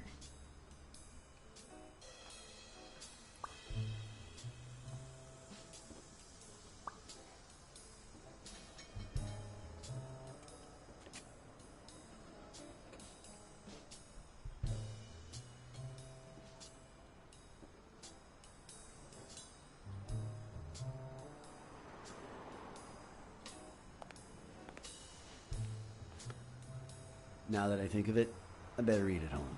It's healthier. Thanks. Truth is, John, it all seemed clear to me before, but now...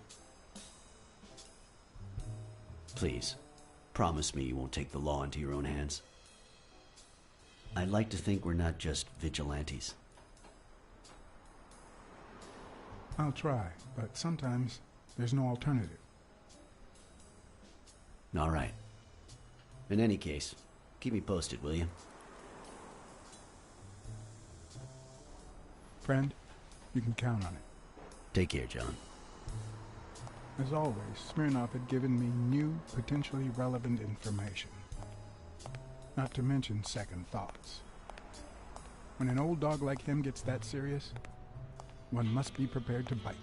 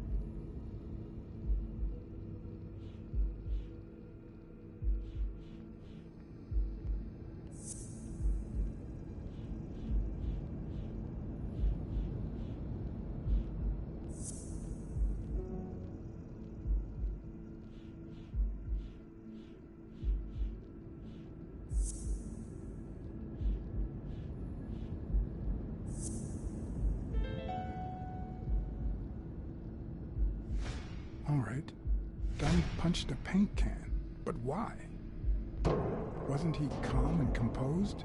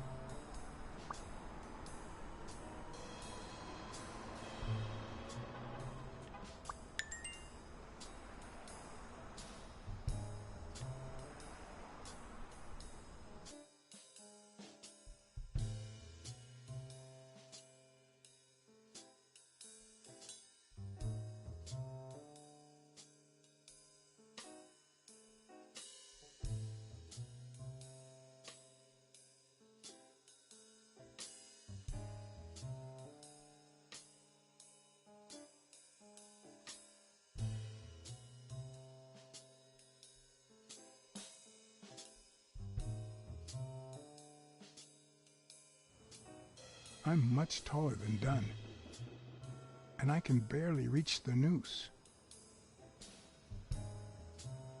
There's no way Dunn hanged himself. Not on his own, at least.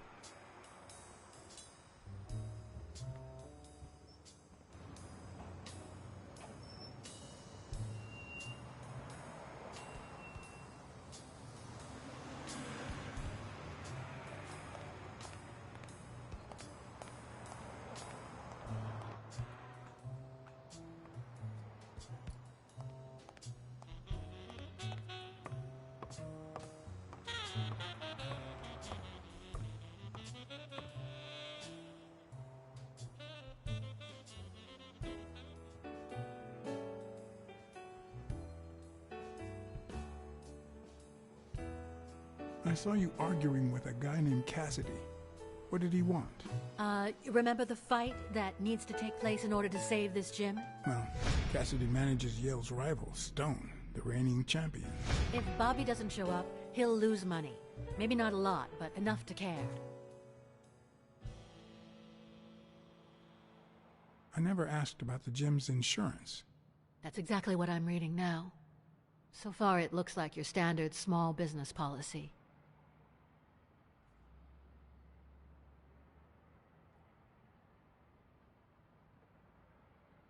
Thanks. That's it for now.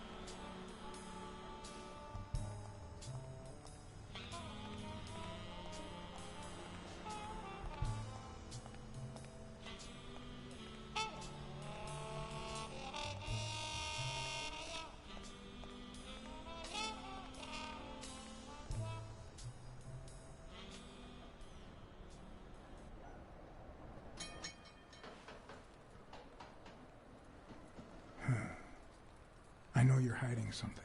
What?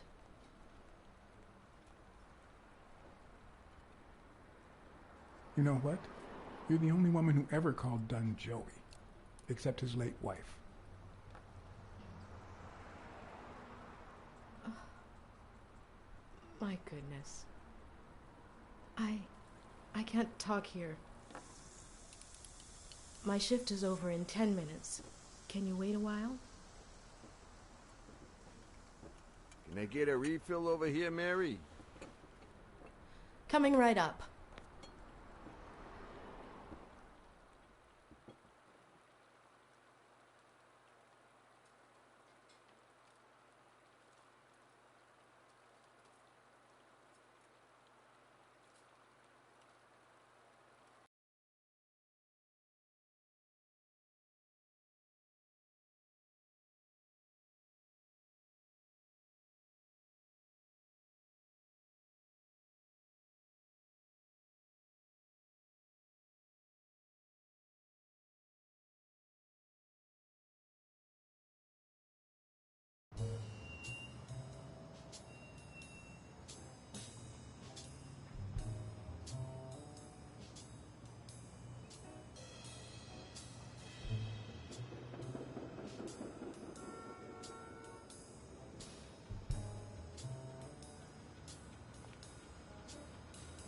Joey Purnell, the angel Joe Dunn found in his golden years.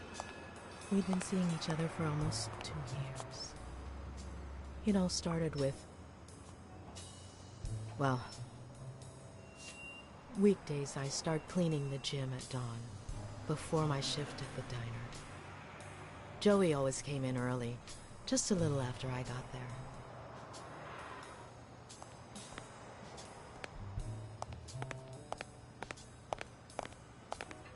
He used to say it was the best time for the worst task of the day. Oh, I know exactly what he meant. Say no more. Paperwork. He really hated it. One morning, he saw me crying. I was having a rough day and...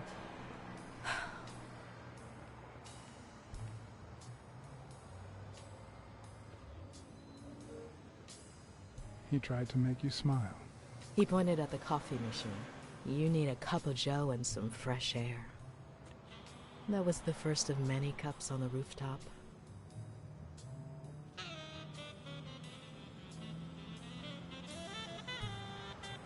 Which is where you seduced him. I'm a decent woman, Mr. Blacksad. You might be too young to understand this, but real love has little to do with seduction. One day, we realized those rooftop coffees were the best part of our day, so we began to spend more time together. But you never told anyone.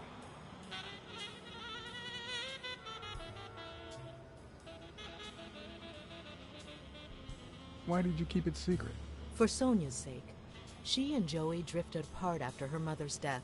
He was afraid that our relationship would only make matters worse. Until one day, on the rooftop, we realized just how serious our relationship was, and we decided to turn those moments into a lifetime.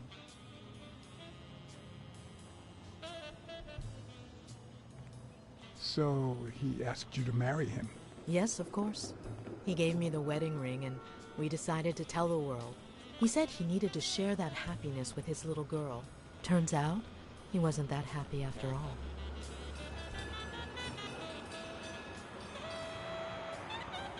What about Yale? Wasn't he like a son to him? Maybe you already noticed, I have a slight cold. I really should be heading home. Thanks for sharing all that with me. Take care. I lost my scarf a while back, not sure where. And now, if you'll excuse me, that's my bus stop. A pleasure to speak with you, Mr. Blacksad.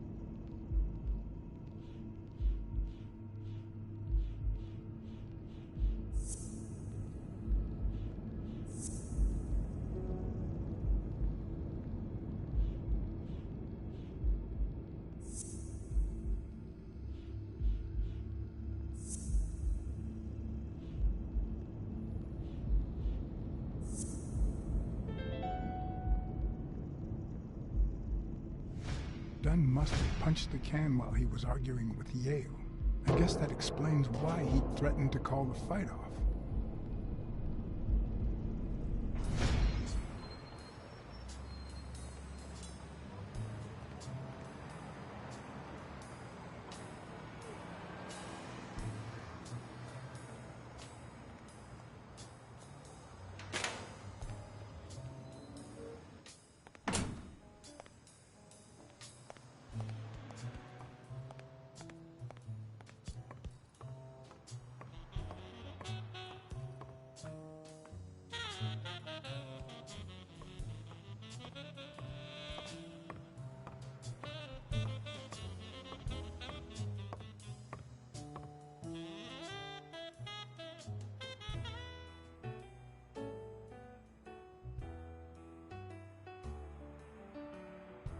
You see, I've got this friend.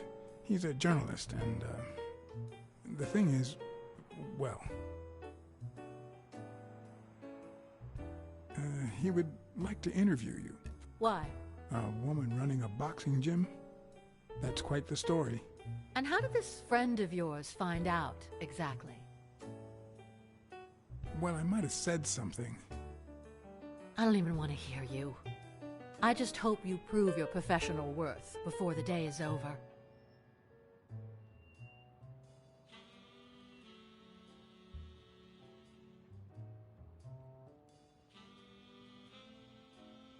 I think I know who had your mother's ring. You do? On second thought, I don't really know. Not knowing seems to be one of your strong suits.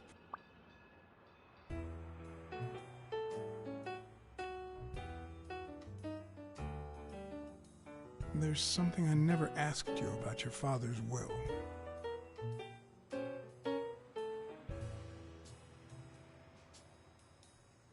Congratulations.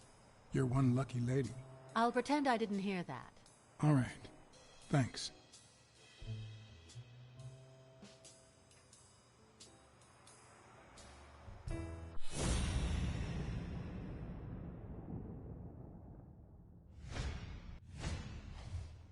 Big, bright eyes. Looks well rested. Either she didn't mourn her father, or she really knows how to work that makeup.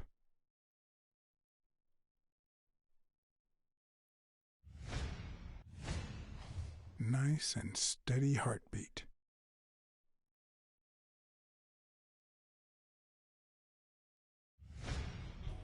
Did you find anything interesting in those papers? No. Investigation work takes time, as I'm sure you know.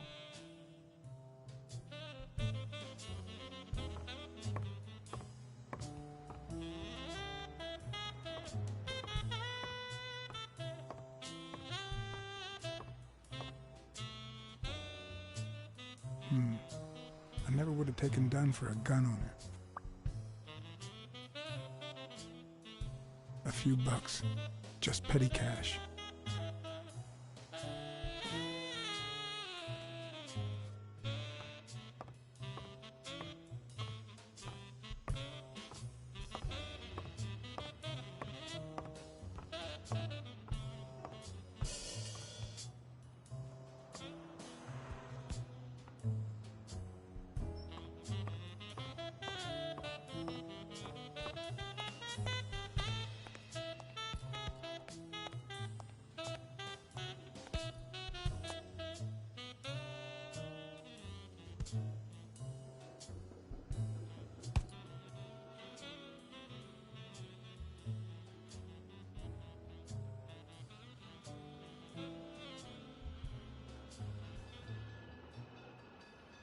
Did you know Joe Dunn had a gun in his safe?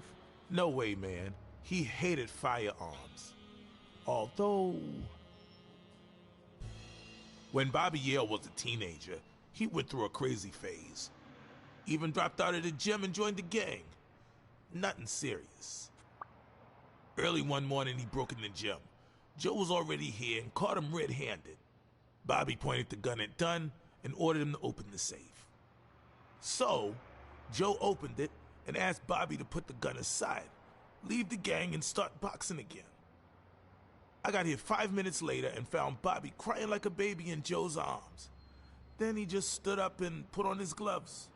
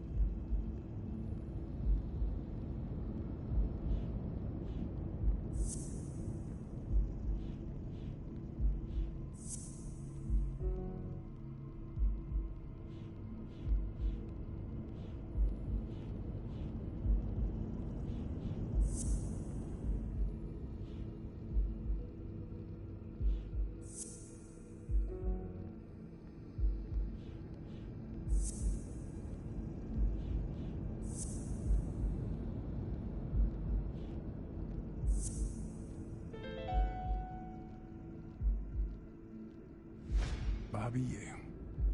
I don't know if you had a motive to kill Dunn, but you certainly had the murder weapon.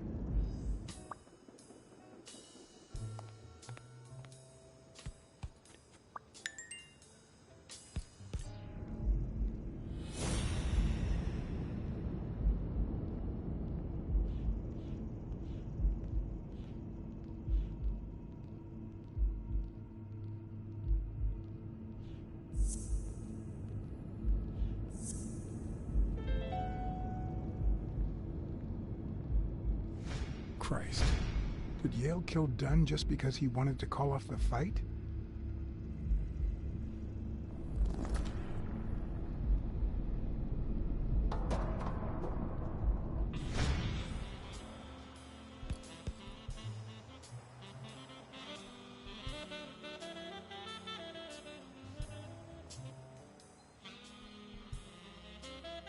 I always knew Bobby had issues. But I never thought he'd go that far.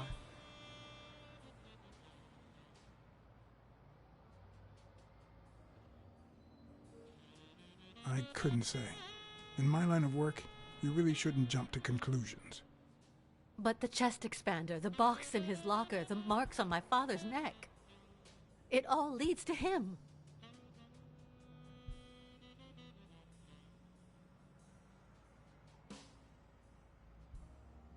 In any case, that doesn't change a thing. It does, actually. Now we know he didn't kill himself. My father's still dead, and you still haven't found Bobby Yale. Nothing has changed. Opening the safe and finding my father's will won't help us achieve anything. So please hurry. Time's wasting.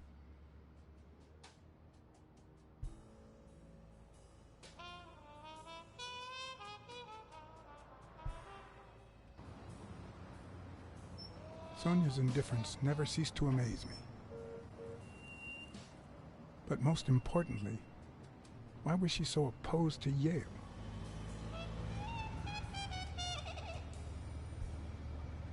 John Blacksad? I think I owe you an apology.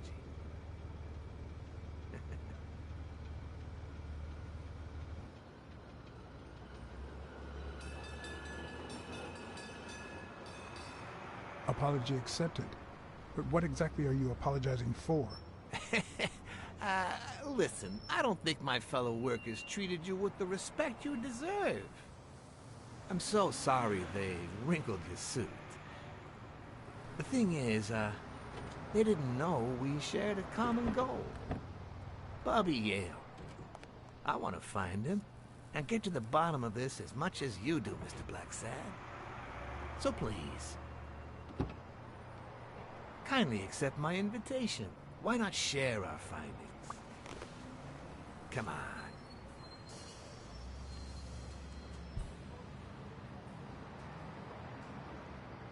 Of course. You don't mind me riding in this fancy car with a wrinkled suit, do you? Aw, I think you look mighty dapper, Mr. Blacksad. Although, if those wrinkles were to rub off on me...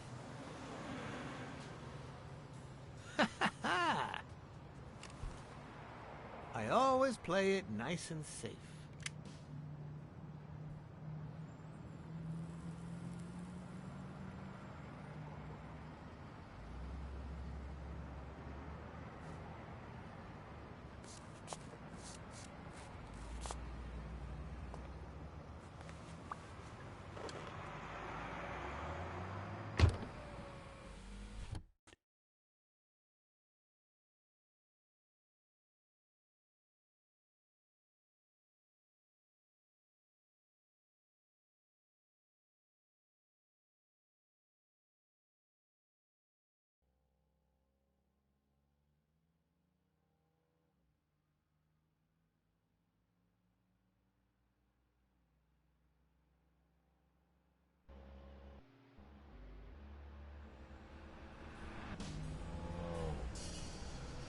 Thank you, Blacksad.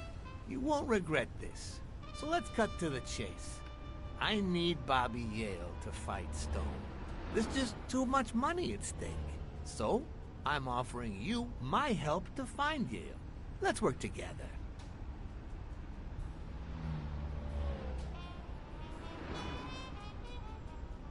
What kind of help do you need? A simple exchange of information. You're a good detective. And I, well, let's just say I have my own ways of making people talk. All right, then. Let's work together. I thought you'd be hard to convince. That you'd appeal to the moral high ground or something. Please, hear me out. Let's say I bet a beer that we find Yale in 3 days, and you bet a beer that we don't. In 3 days, one of us has to buy the other a beer. Is that so bad? We're simply two grown men using our money and free will to conduct a small private exchange. And most importantly, we're not hurting anyone. So, yeah, I run a gambling business. What's so bad about that?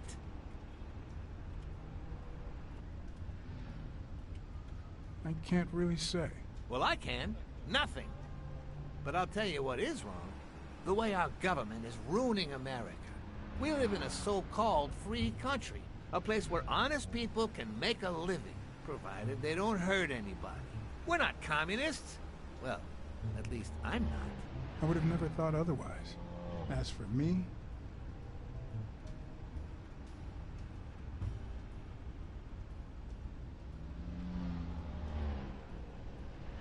With all due respect, it's none of your business. Ooh, all right. Never mind then. In any case, that's not my point. The government betrays our nation's values by passing communist laws that forbid an honest man like me to make a living without hurting a soul. And that, Mr. Blacksad, is just wrong. I'd even say it's unconstitutional. Do you get my point now?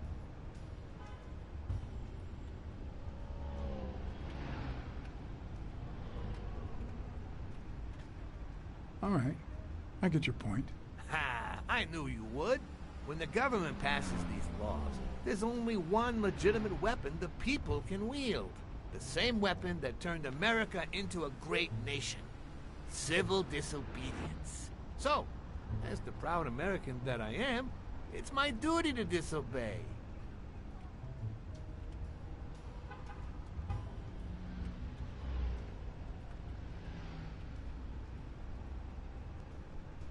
You might have a point. In certain cases, civil disobedience is both right and duty. Exactly. And when you hear just how I've transformed this business, you'll agree even more. I wasn't always a boss, you know.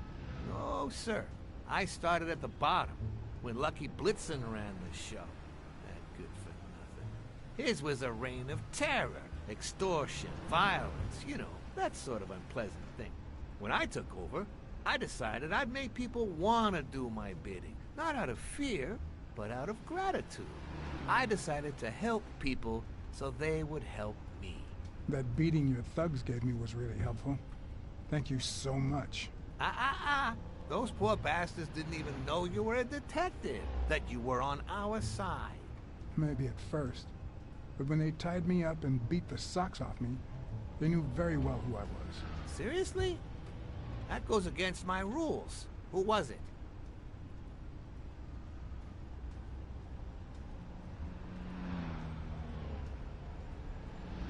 It was just Wilson. That bastard. Don't you worry. I will have a serious talk with him. I cannot tolerate this behavior. Please accept my apologies, Mr. Blacksad. As I said before, I like to help people so I can count on their gratitude. That applies to fellow partners, like police, or, in this case, a detective. I won't deny this business has its fair amount of violence, extortion, and casualties, but I'd rather leave that to my enemies. And you are not my enemy. And, it looks like we're here.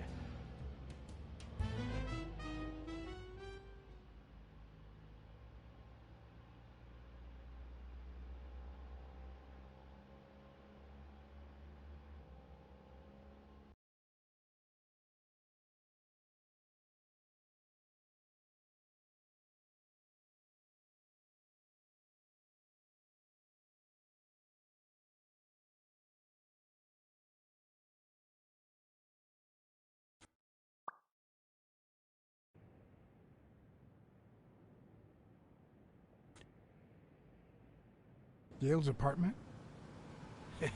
I told you, I'm on your side. Go ahead, search the place. I'll wait down here. When you're done, you can honor our arrangement and share your findings with me. Or not. It's your call, Mr. Blacksad. I'll make sure you're suitably compensated. Wilson, come here.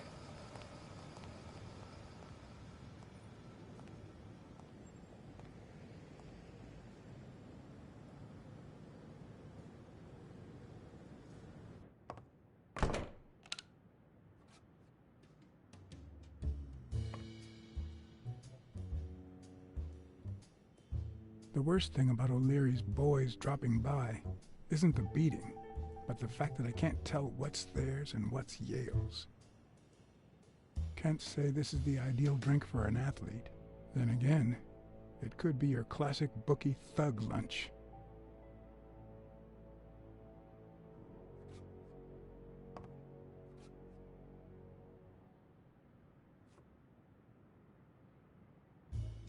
Bobby seems like a nice kid, but I barely know him.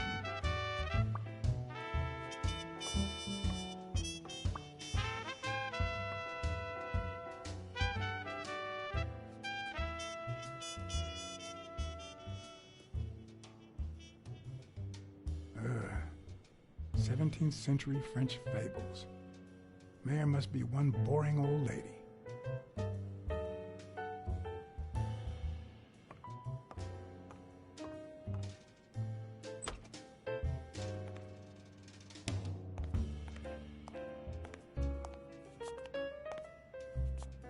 Judging by the general state of the apartment, they were leading a quiet life.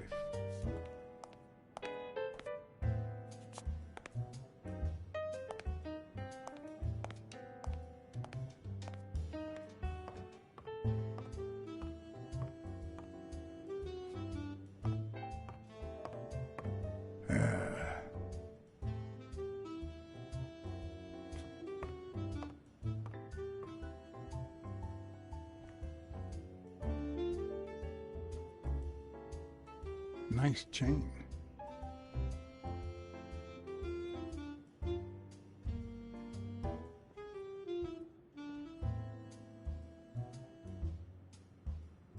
So, you like your mob stories, don't you, Bobby?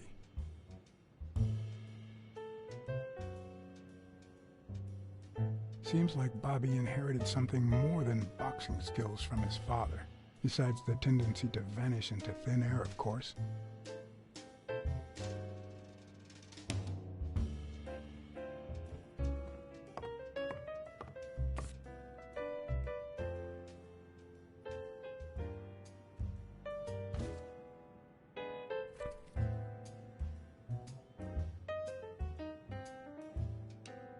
Copy 1 of 3.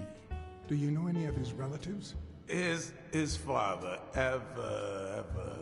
Avenarius. Avenarius? The boxer poet? Didn't he disappear 20 years ago?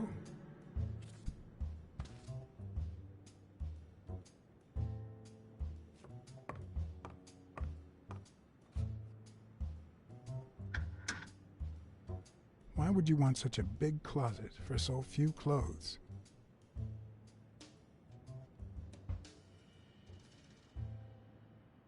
Unless someone emptied it recently.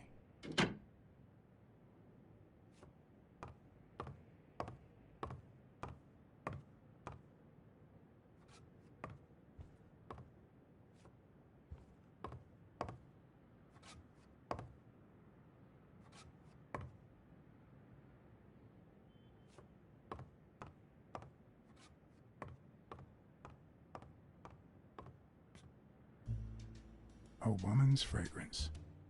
Almost angelical.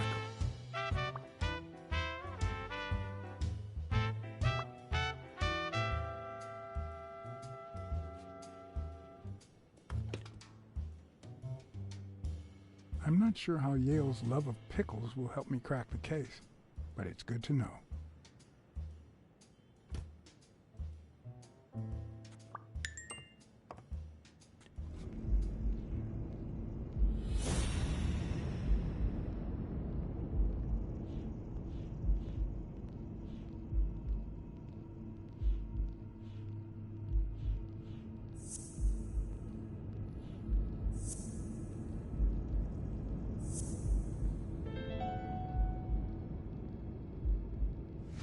That means she's been here recently. But why? What does Sweet Mary have to do with Yale, the murder suspect?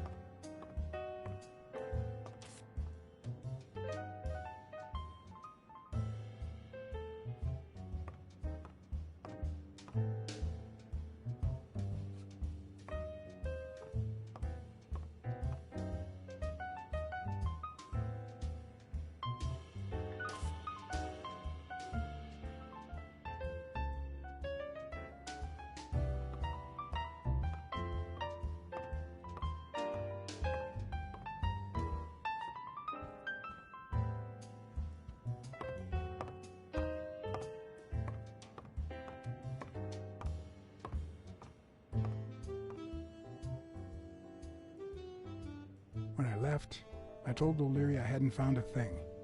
The minute I was alone, I left for Mary's. But before all that, I took a small parting gift for her.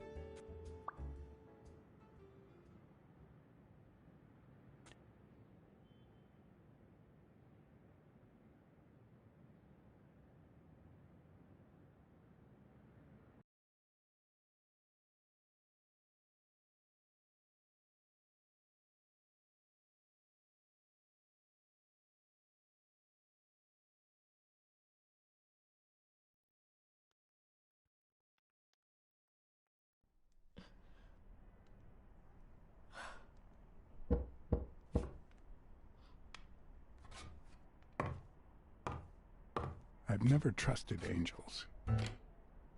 Mr. Blacksad? What a... Surprise?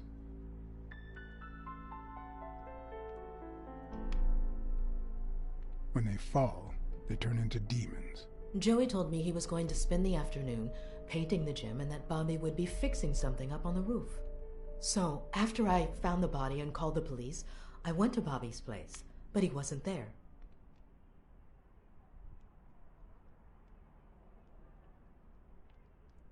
How did you open the door to his apartment? I think it was already open. Everything is so confusing. I'm sorry, Mr. Blacksad. Don't be. I'm here to figure it all out.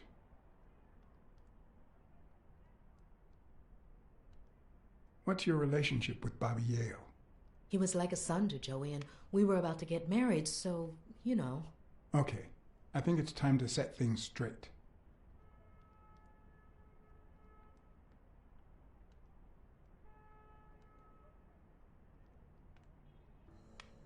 I knew you were cheating on Dunn with Yale.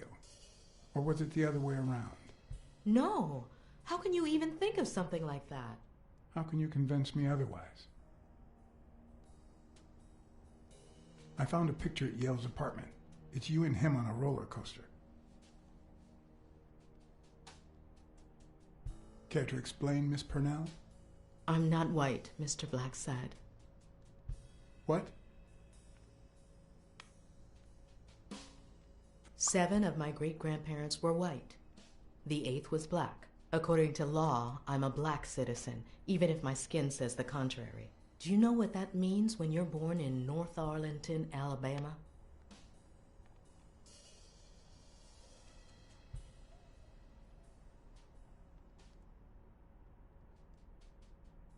Segregated schools, bathrooms, housing and healthcare, and colored people get the worst share. We even have different water fountains, for God's sake. The separate but equal doctrine and all that.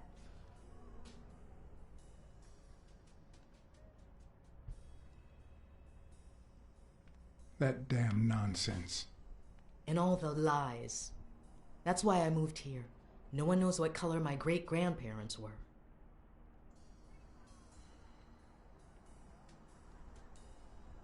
I'm black too, and I don't hide it. Well, at least you're a man. In any case, what's that have to do with Bobby Yale? He's my nephew, Mr. Blacksad. Joe and I first started taking care of poor Bobby when my sister died. That was when he was almost 15. The 3 of us went on that trip to Luna Park. So this is where Joe Dunn comes in. Bobby was the only one who knew about me and Joey. We were afraid that someone would use my past to ruin his career. It's not the first time I hear that story.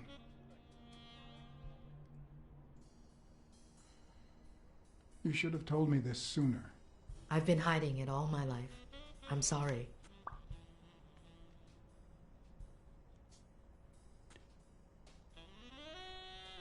Your secret is safe with me. Thanks. It means a lot to me.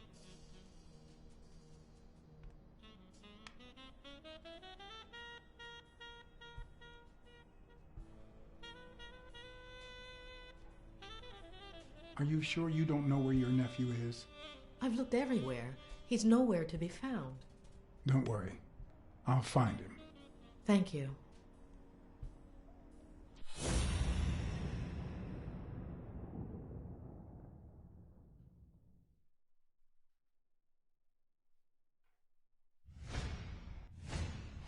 Mary smells like... Actually, the whole room smells like a pie fresh out of the oven, so I can't identify any other fragrances.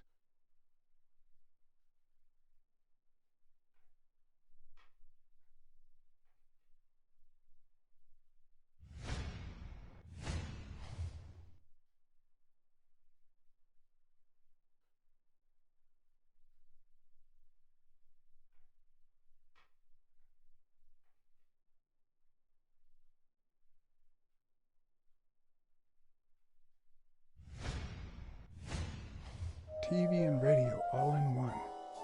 Where will these mad times lead us?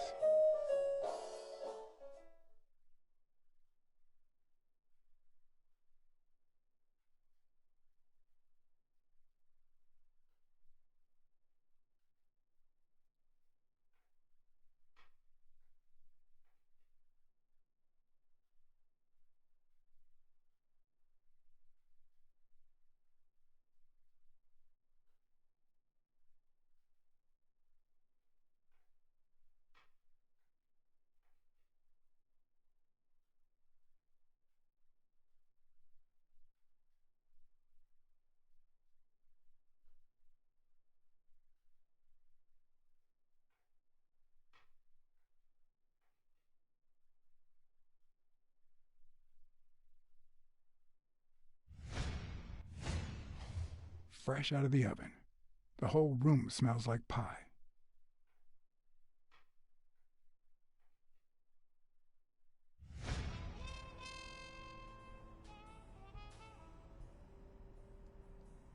That cherry pie smells so good.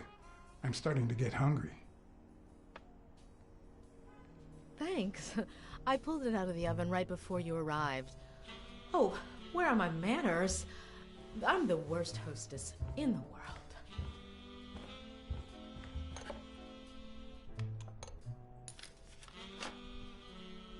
Let me go get a knife from the kitchen.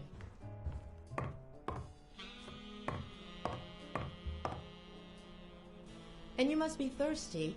Let me see. OJ, coffee? OJ is fine, thanks.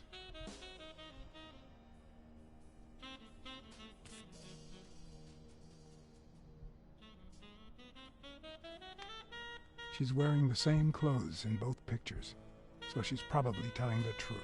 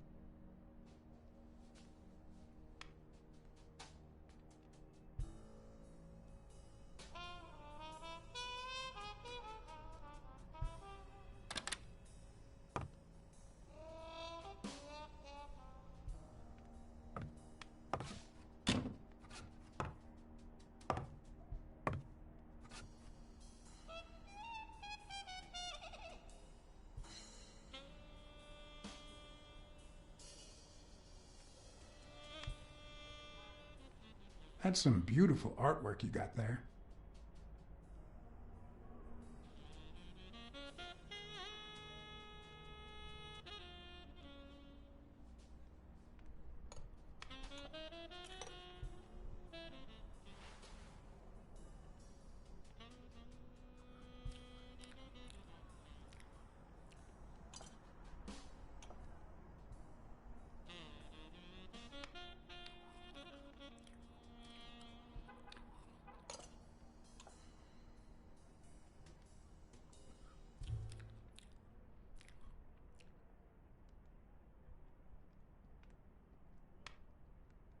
You should open a bakery and sell these pies.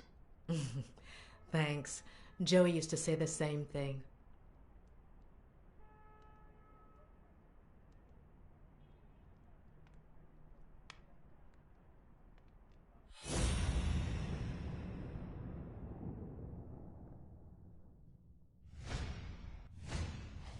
Now that there's almost no pie left, the scent has also disappeared. Interesting. Now Mary smells like a huge dog. Mary, when are you going to stop lying? I know your nephew is here. I can smell him. What? No. I already told you I don't know where he is.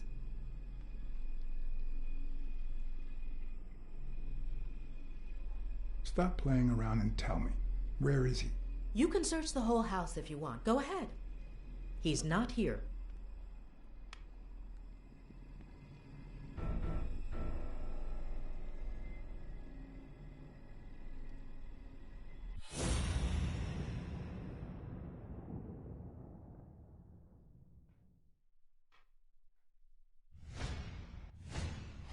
Wait a minute. She's not the one who smells like that.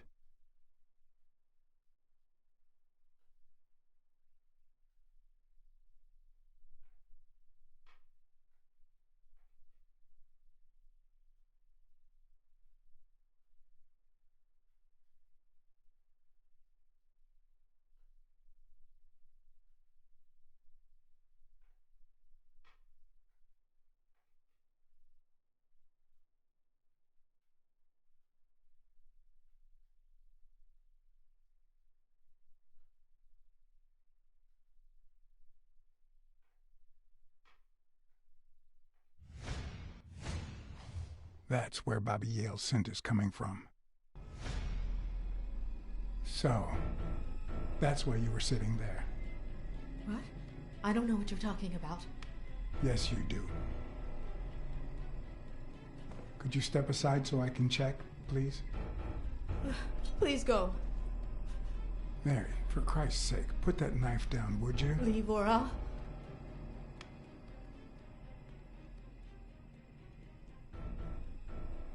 Mary, I came here to help. I mean it. I don't want to hurt you. Leave her alone! Bobby!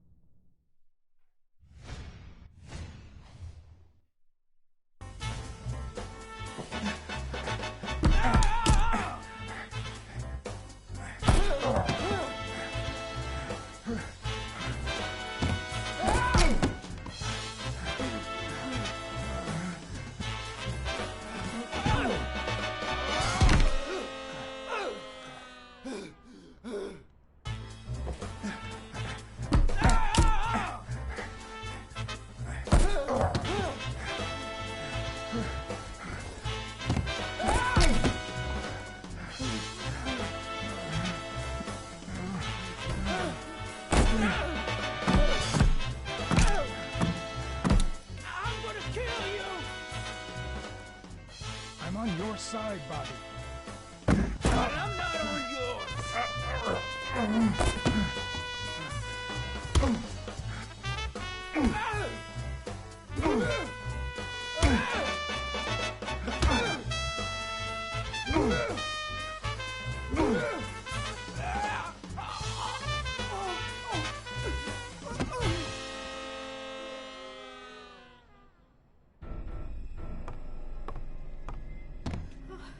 Bobby!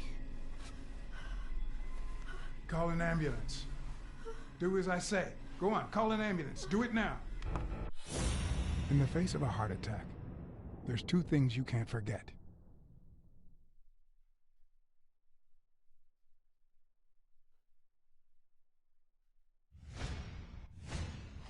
One, stay calm.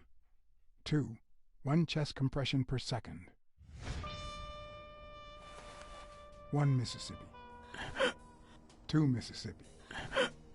3 Mississippi. 4 Mississippi. 5 Mississippi. 6 Mississippi. 7 Mississippi.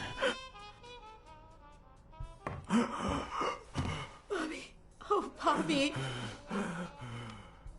Thank you, Bobby.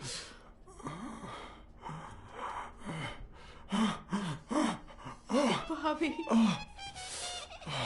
Thank you.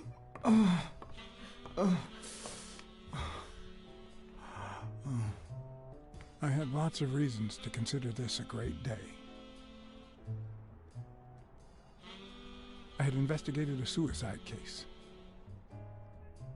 I had discovered that, in truth, we were dealing with a murder.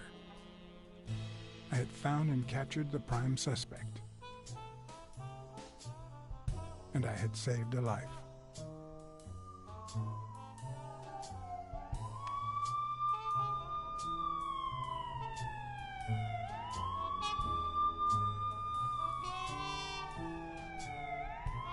And yet, everything in me screamed that something was going wrong.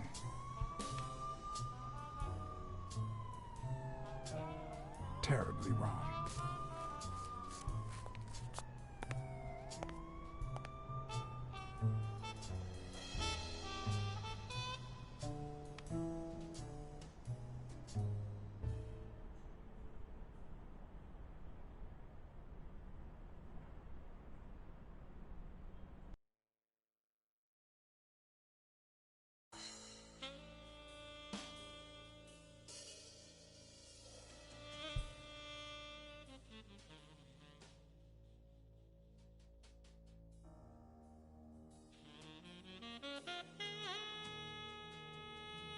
Promise me you won't take the law into your own hands. I'd like to think we're not just vigilantes. I want a gun! What the hell? Bang, bang, bang! A fair amount of violence, extortion, casualty.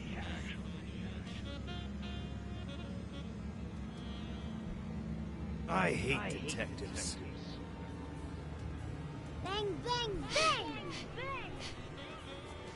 You're dead meat, cat. That you, Smirnoff? You seem agitated. Nightmare? Yeah, I have a lot of those. Yeah, that makes two of us. Anyway, why don't you go home? In his current condition, Yale's not going anywhere. Besides, we'll take it from here.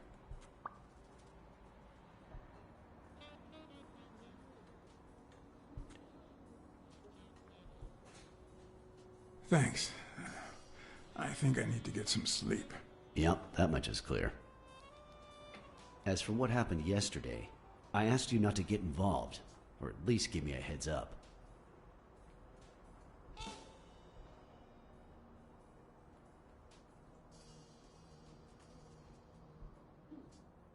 Bobby Yale attacked me. I had to do something. If you had warned me, maybe we could have avoided his assault.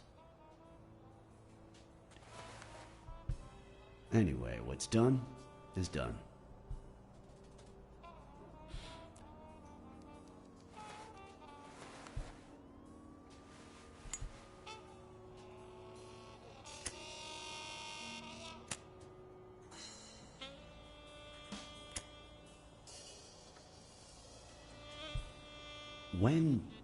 When exactly did you realize that he killed Dunn?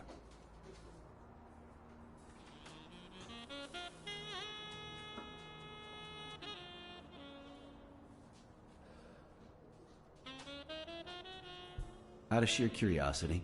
I'm a cop after all.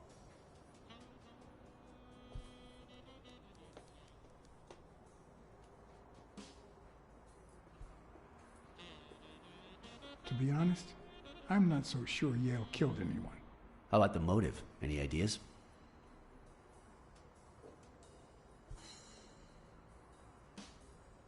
I know Dunn wanted to call the fight off after something Yale did, but I still don't know what.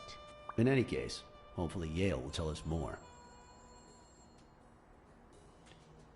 Would you let me ask him some questions when he wakes up? I know you will, with or without my permission, so I'd rather not feel betrayed. In exchange, drop by the station when you can. Your investigation could really help my men. Who, by the way, must be waiting for me to interrogate Mary Purnell. Boy, she was hard to pry from Yale's side.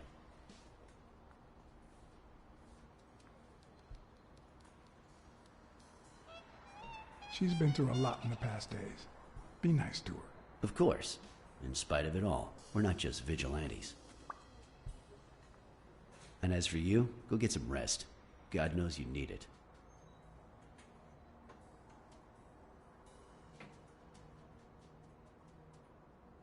I will. Thanks for the advice. Tell the nurses to look at that face of yours. You look like a film detective in his last scene. I'm afraid this film isn't over yet. For your sake, I hope you're wrong.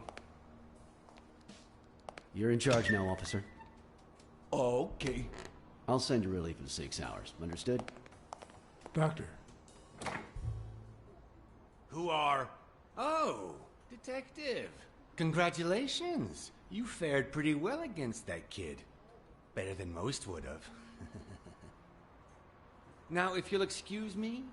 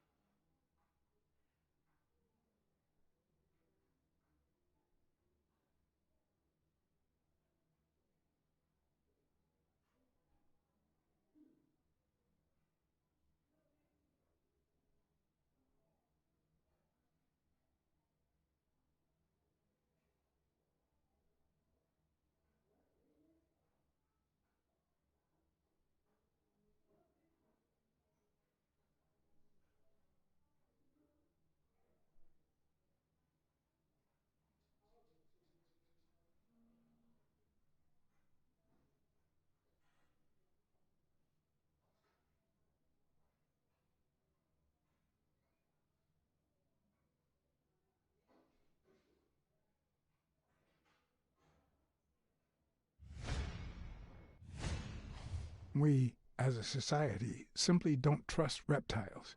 But that's not the real problem. The real problem is our extended belief that there's logic to that distrust, that it's natural and well-founded.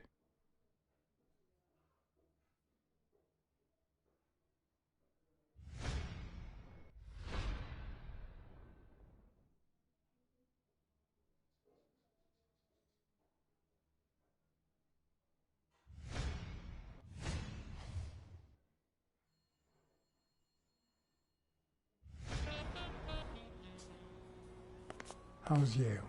Is he awake? Oh, yeah. Go check on him before he falls asleep again.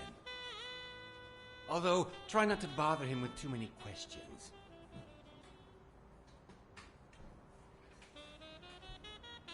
Will this have long-term effects on his health? It's too soon to tell. He did have a heart attack after all.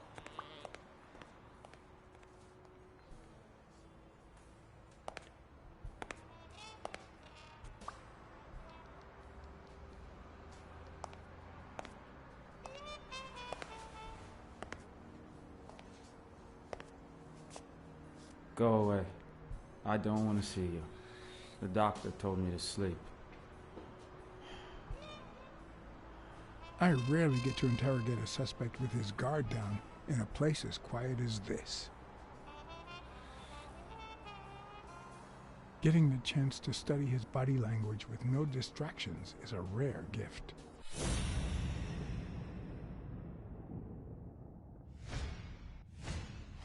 His heart rate is increasing. It could mean that he's lying, but it could also just be pure, unadulterated rage.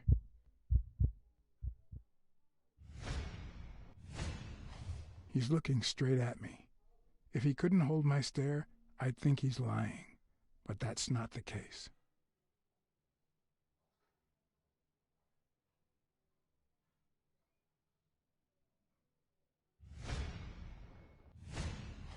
He's clenching his fist, a sign of contained anger. Clenched fist, fast heart rate, fixed stare. He feels some genuine rage towards me. I'm sorry you don't want to see me, but I saved your life, son. Maybe my aunt feels gratitude. I certainly don't. Luckily, I just got my medication. I'll be snoozing soon. All right, I'll just cut to the chase.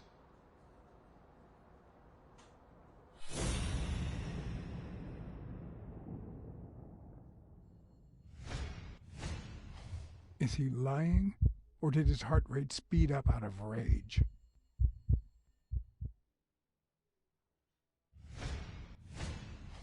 He can't look me in the eye. I'd say he's lying.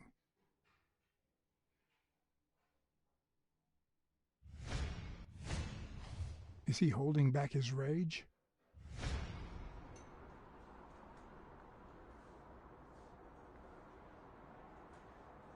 Who killed Joe Dunn? What? Are you trying to confuse me? Joe hanged himself.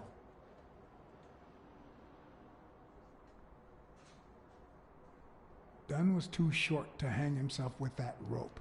So, it's true? He was murdered.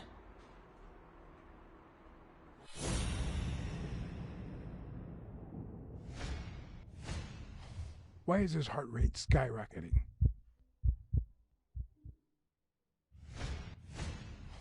His pupils just dilated. Did I surprise him? Is he holding back his rage?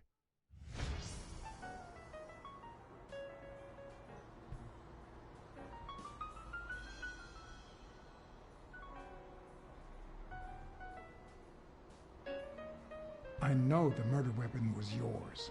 What? The rope? I don't get it. What weapon do you mean? Don't play with me, boy. The chest expander. An expander? I've never had one of those. All right. Let's just say that I believe you.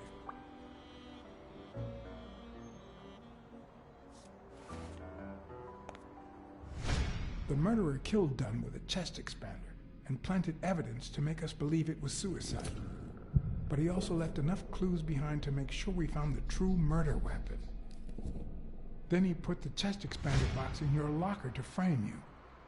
Do you know anyone that twisted, and who also happens to have a motive? I don't know.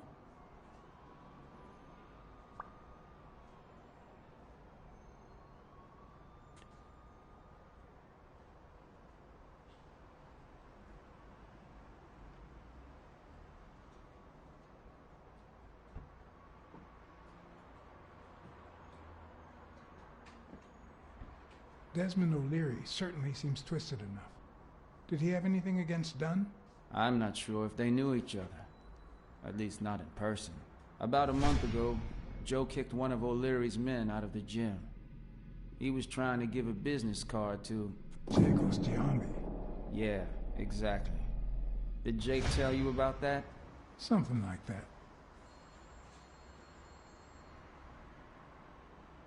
What about Sonia Dunn? Sonia? I doubt it.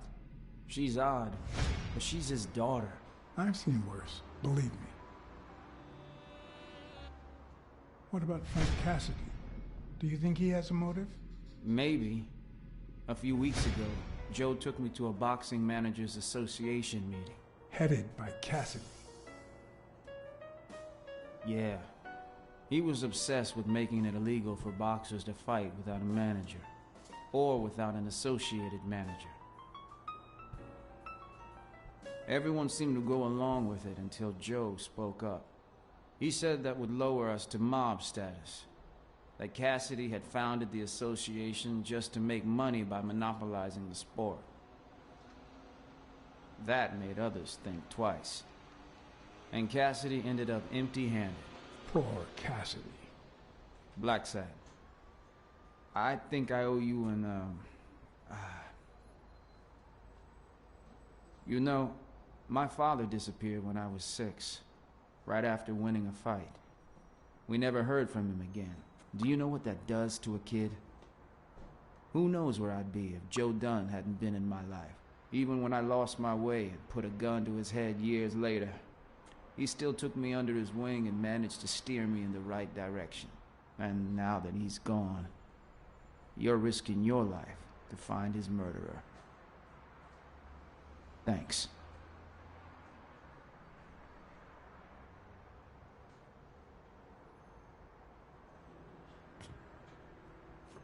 Thank you for...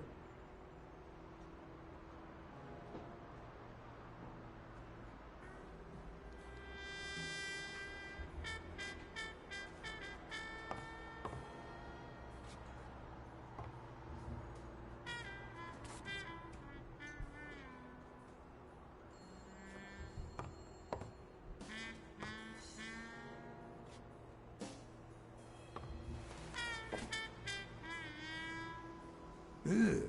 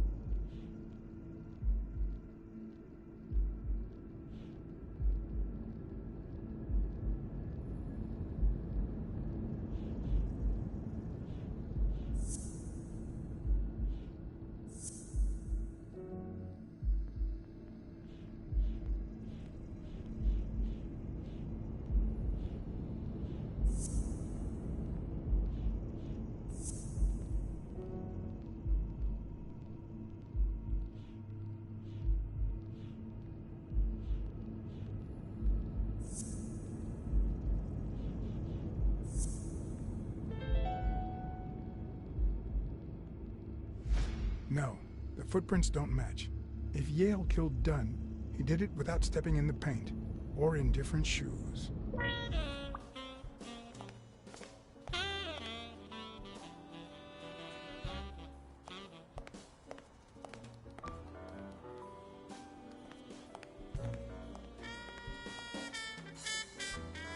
The number of cigarette butts is inversely proportional to my hours of sleep. Ah, damn. Hi. You're awake, handsome?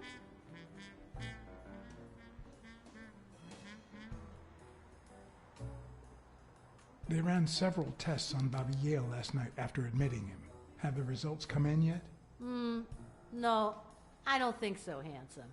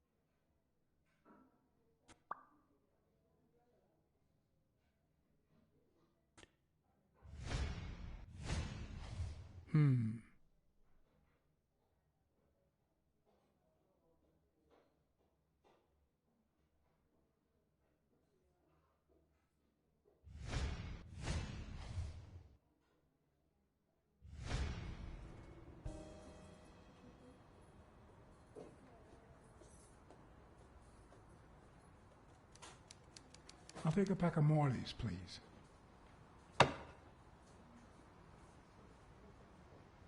Honey, get me a pack of Morleys for Mr. Handsome.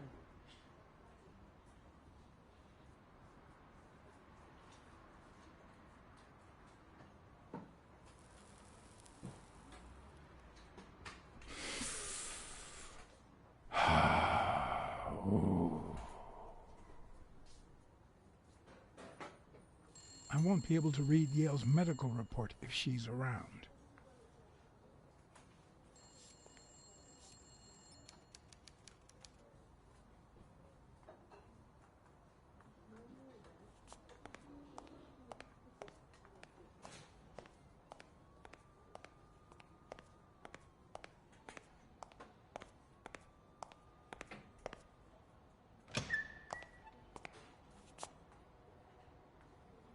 Jerry Highfill.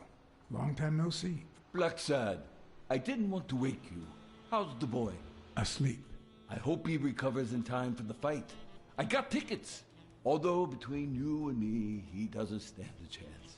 It'll be a fun bout, nonetheless. Not like this. God, this is boring.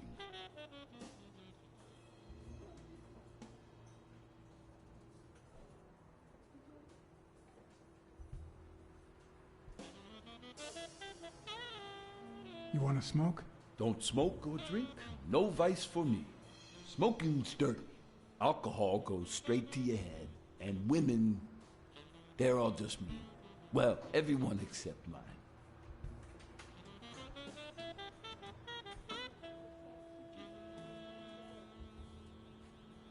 Are the odds against Yale that bad? The boy's talented, don't get me wrong. But stone is stone, you know? I bet half my pay, but you know, no vice for me.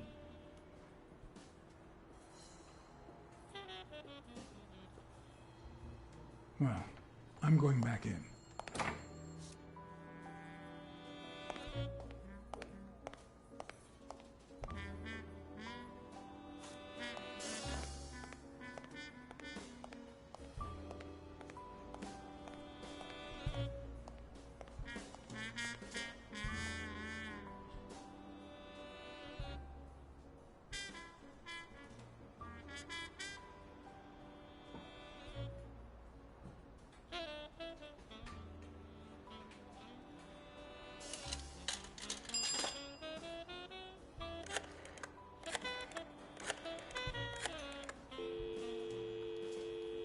Hello?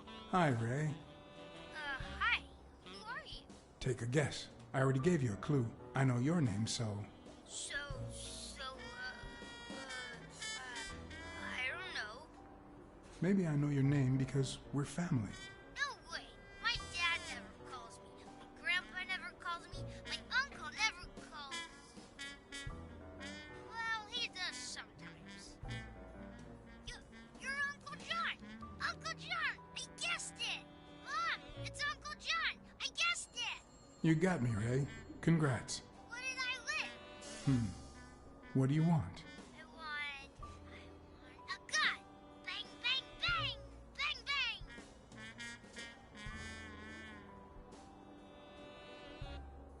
Good guys don't carry guns, Ray. You know why? Because they always end up shooting someone. Yeah, that's why they're so cool. Oops, Mom's coming. Bye, Uncle John. Ray, is that the way you say goodbye to your uncle? Oops. Love you, Uncle John. Now go put on your jacket. We're late. Bang, bang, bang. What a surprise. How are you? Hey, Donna. Bang, bang, bang. Everything's fine. Don't you worry about me. I do worry about you. Especially when you tell me not to. Yeah, can't argue with that. Hey, we're kind of in a hurry. Ray's got a dentist appointment. I'll call you soon, okay? I'm really sorry. Sure. One last thing. Ray, hurry up. We have to go. Love you, sis. And I love you, little brother. Okay, now I really have to go. Bye, John. Bye, Uncle John. Bang, bang, bang.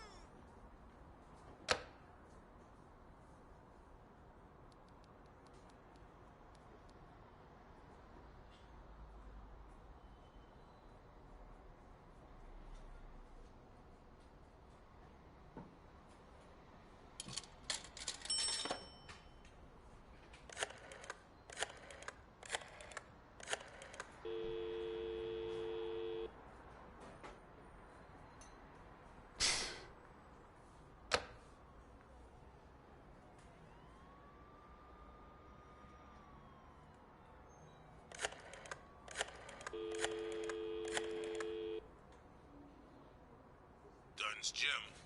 Sheikh Ostiombi speaking.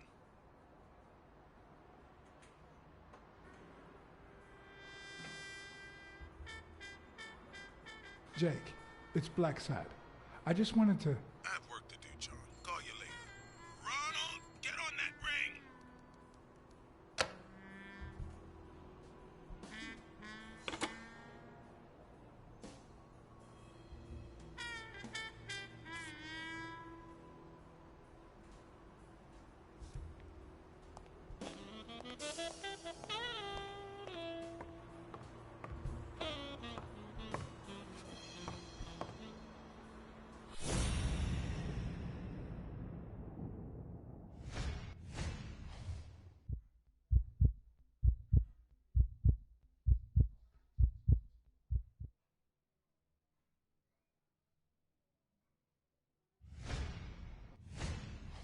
Is that eye movement normal?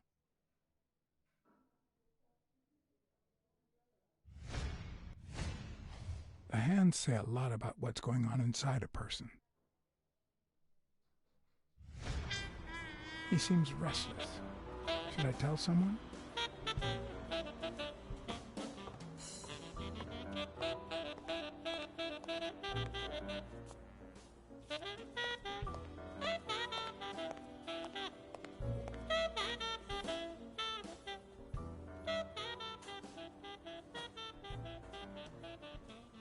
Come on, you've got Yale's report on the table. I can see it.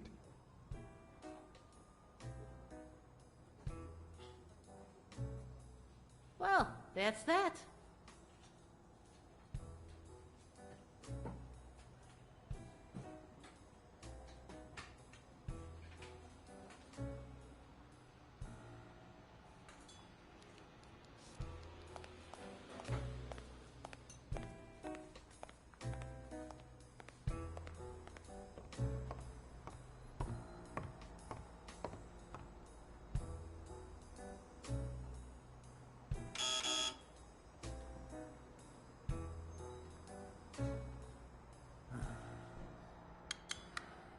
See? There's no fever whatsoever. He must be having a nightmare. Are you sure? Wouldn't you have nightmares too after what he went through yesterday? I know I sure wouldn't sleep. I have nightmares myself, but those go way back. Oh, the poor thing. Do you know what my nightmare is? It's that witch I have to work with. Oh, good thing she's got trauma surgery at it.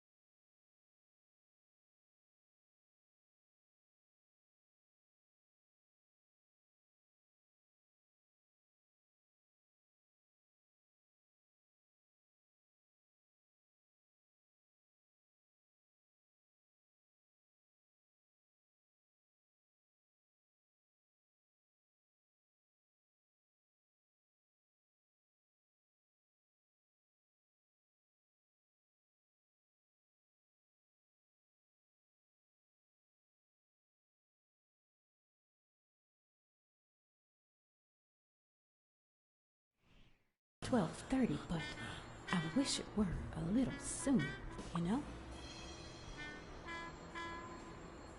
Anyway, thank you for letting me know, and for bringing him in. You don't know how excited I am to be involved in a criminal case. It might not be important, but I need to take a look at his medical report.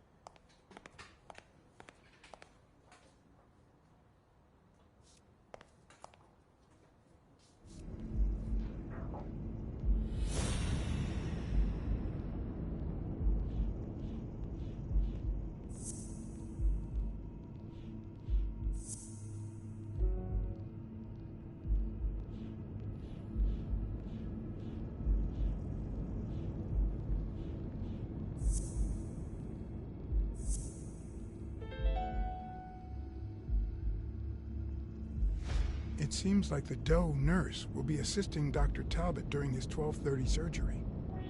In 4 hours. Could I get them to operate any sooner?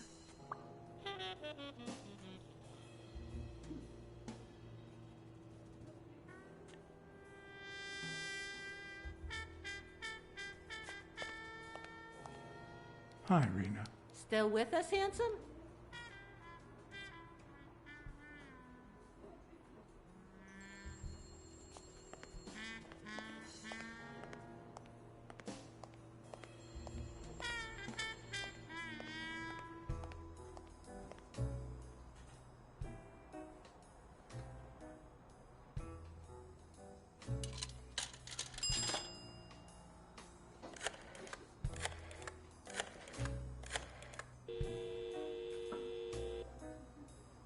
Trauma?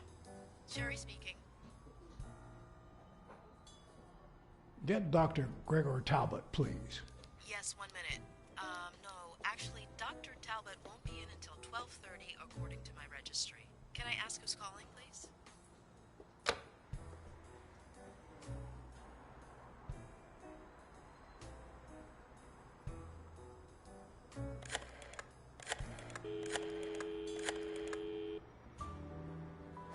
Sherry, this is Dr. Talbot. We have to reschedule the 12:30 procedure. I want everyone in the operating room in 5 minutes. If anyone gives you any grief, tell them it's a matter of life or death. Understood?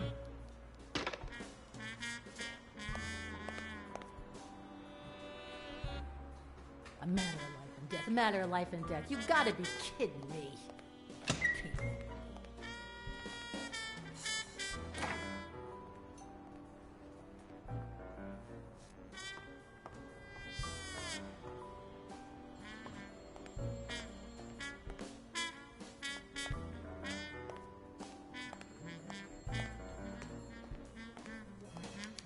All right, now. How do I put this? I need something that you... Oh. Only if you guess why I'm giving it to you.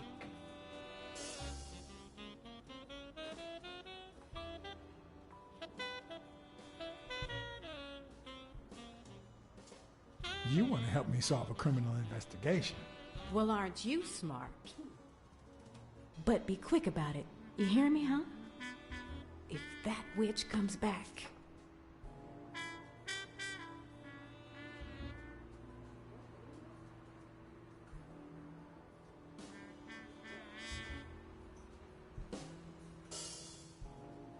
What? What does it say here? Ah, you know doctors. The top handwriting is mine. Let's see. Extrasystole and dehydration caused by panic attack. Extra what? You know, arrhythmia, like skipped heartbeats. What about this here? It's a good thing I know that Mr. Yale is in Dr. Ferguson's hands. Otherwise, I'd be worried. Hey, no means no, miss.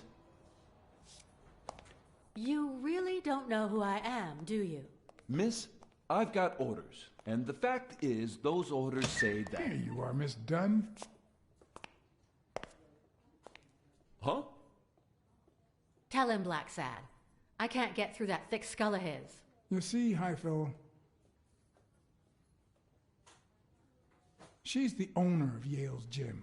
A woman? Whether the kid recovers or not depends entirely on her. Between you and me, and all due respect, miss, but aren't we taking this woman's liberation a little too far?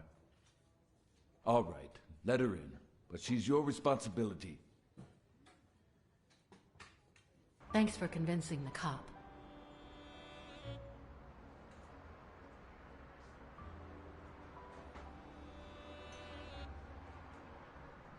You hired me to find Yale. I wanted you to see him with your own eyes. I see. Anyway, you did your job. I'll send you a check the day after the fight. You can leave now.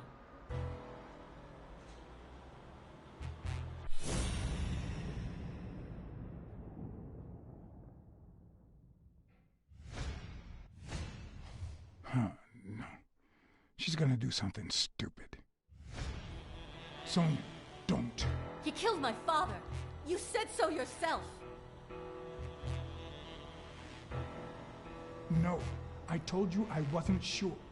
Look at your face. He did that, didn't he? How could he not be guilty?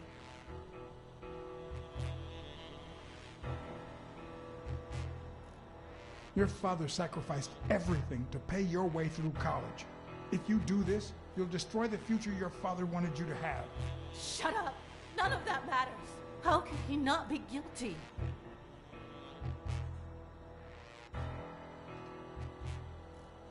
Your father wouldn't want you to do this. He was a just man, and this is not justice.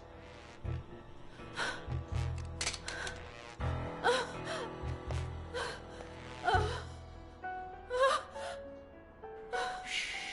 It's okay.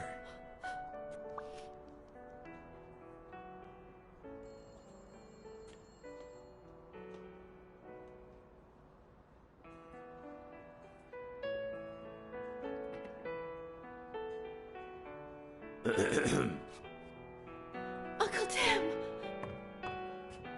Sweetie, I came back from Los Angeles as soon as I could.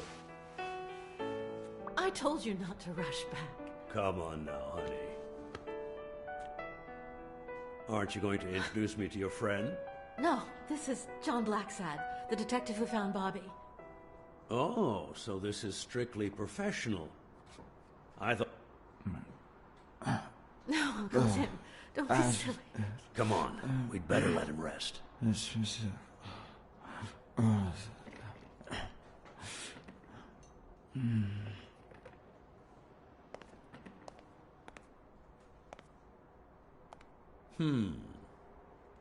I see. Let's say you're right and Bobby Yale is innocent. Who should we focus on now? We? Well, your father turned down my money, but he made me promise one thing, that I'd take care of you if anything happened to him. But I can... I know you're perfectly capable of managing that gym on your own, but we don't even know if he'll be ready to fight Stone. Besides, someone seems really invested in stopping that fight, and someone has to pay Mr. Blacksad to get to the bottom of all this. Please, talk some sense into her.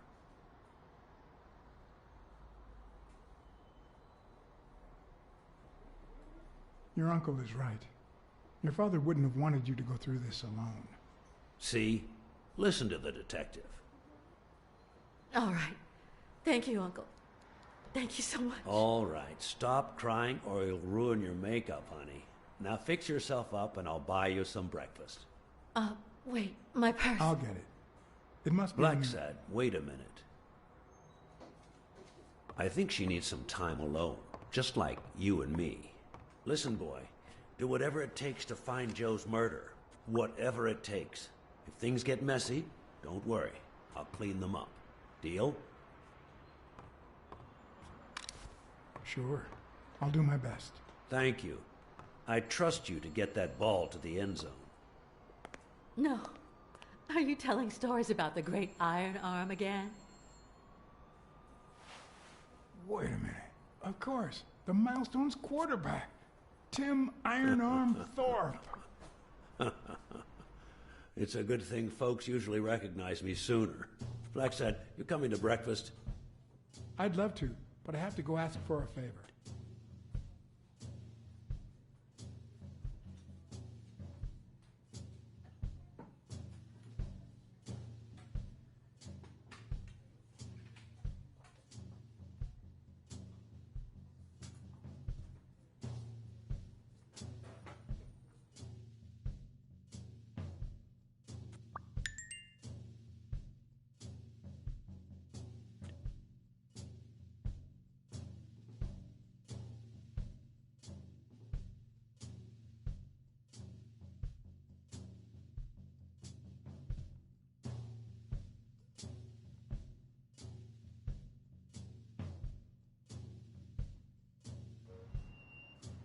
The investigation required that I ask Chick for a small favor.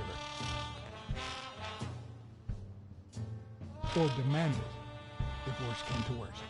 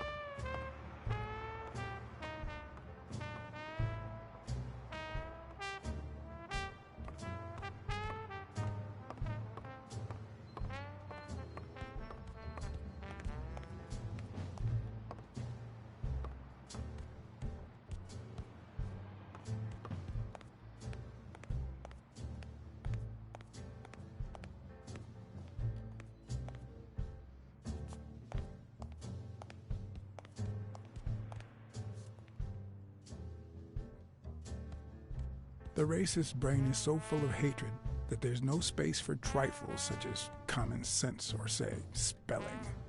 But this most cultured writer spotted the error and attempted to correct it, not sure what to make of the outcome.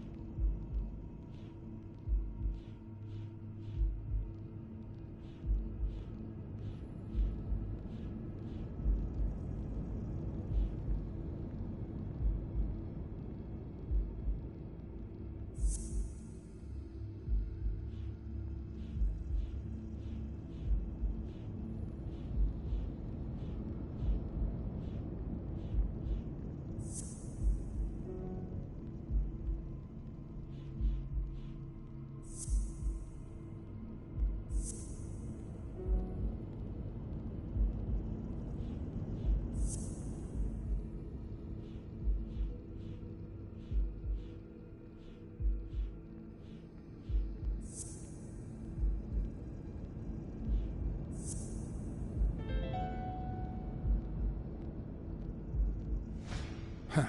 That lizard isn't Yale's doctor.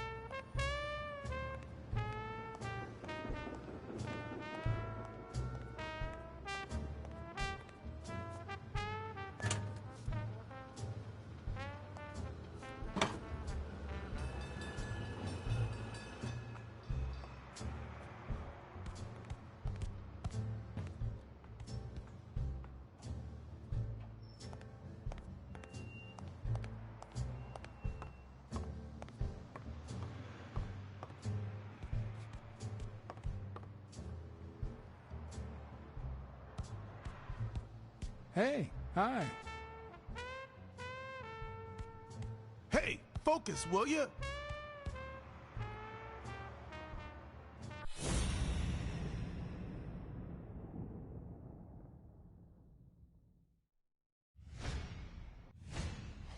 How many hits does a boxer take to the head throughout his career?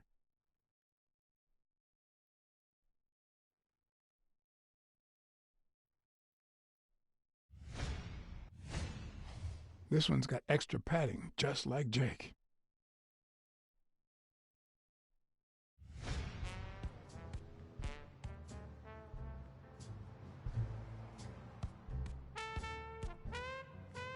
Hey, Jake. Not now, John.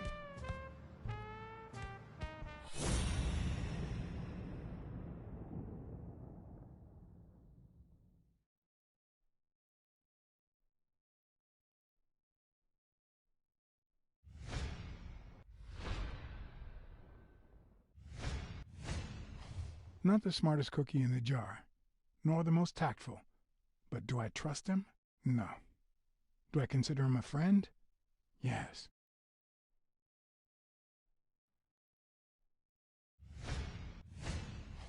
I hope he never feels inclined to hit me. He's twice my size.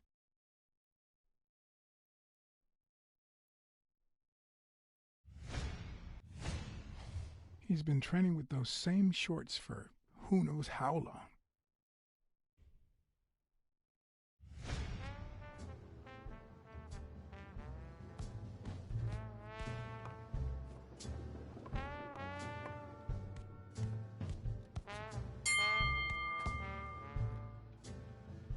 All right, that's enough. Take 5. Go on.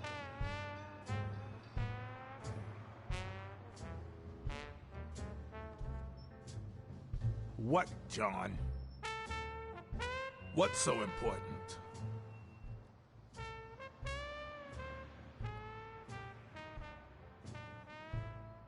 Have you noticed anything strange about Sonia? I don't know. Yesterday she said she hated the gym. But it also seemed like she wanted to save the place. Do you get any of this? I sure don't.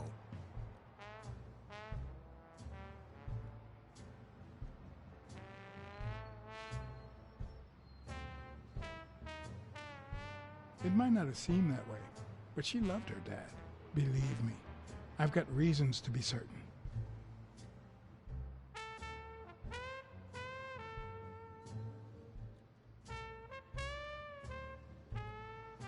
Could you tell me where Old Erie's headquarters are?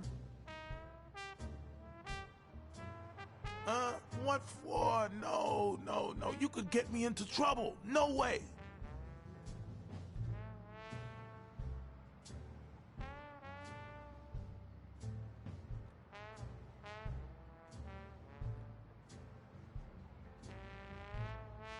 If we weren't friends, I'd tell the police you work for Old Erie. Although, if we were friends, you wouldn't hesitate to help me. Tell me, Jake, are we friends or not? Damned cat. All right. O'Leary's hideout is in the basement of a Chinese restaurant. But I don't even know how to get in.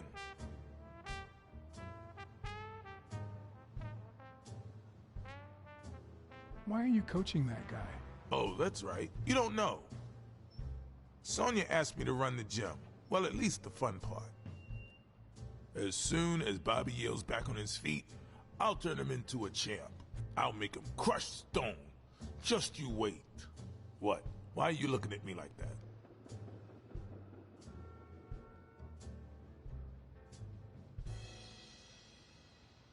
Is it the first time you coached anyone? Yeah, but you think I can't do this, don't you? Well, screw you. We'll win that fight. Well, I'll see you tonight. See you there. Ronald, the break's over. After 30 hours of work and several beatings, every bone in my body ached for a bed. Now it's my turn. So I went home to recharge. because the night ahead was bound to be promising.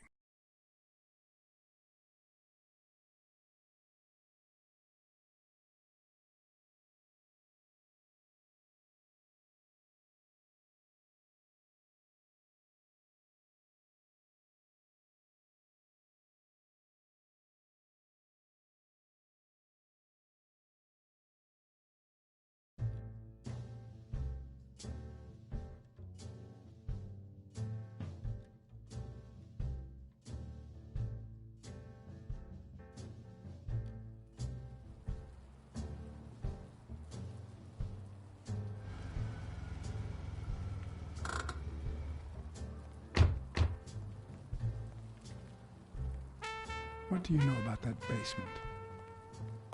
Well, let me think. Nothing? Come on, Jake, for Christ's sake.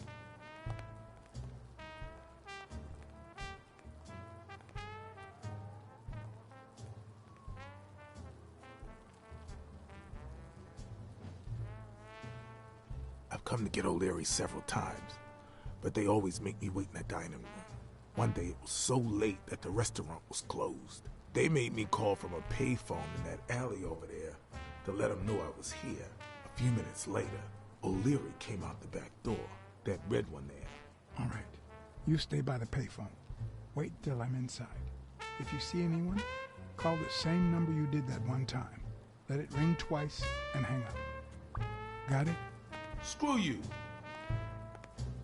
A promising night indeed.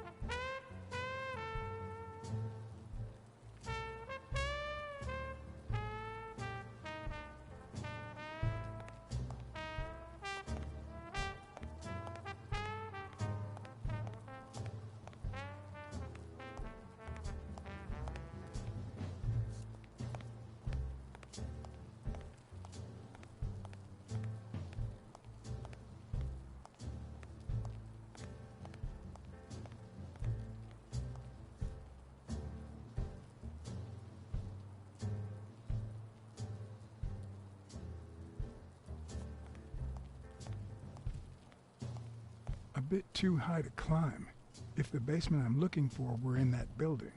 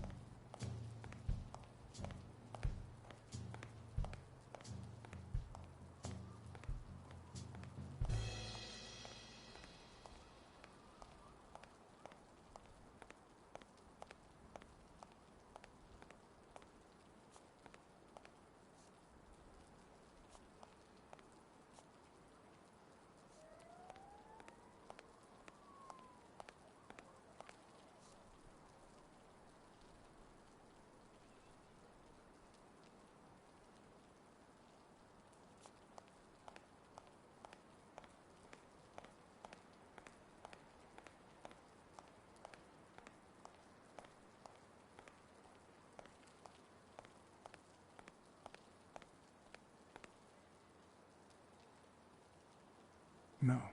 The plan will only work if O'Leary doesn't know I've been here.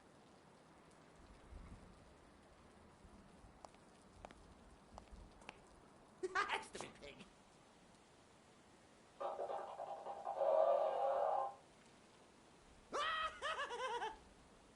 Stupid pig. Would he even notice if I got in? Oh, stupid duck. I'm guessing it lights up when they ring at the main door. Stupid cat.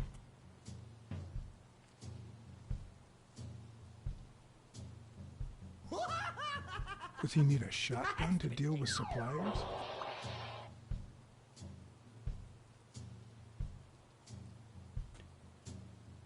Maybe it leads to the basement.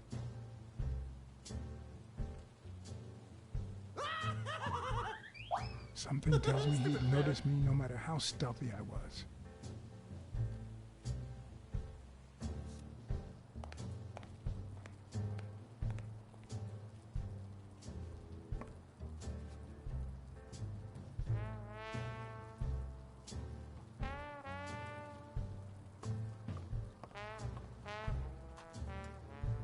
Could it be an elevator shaft? How does this thing open?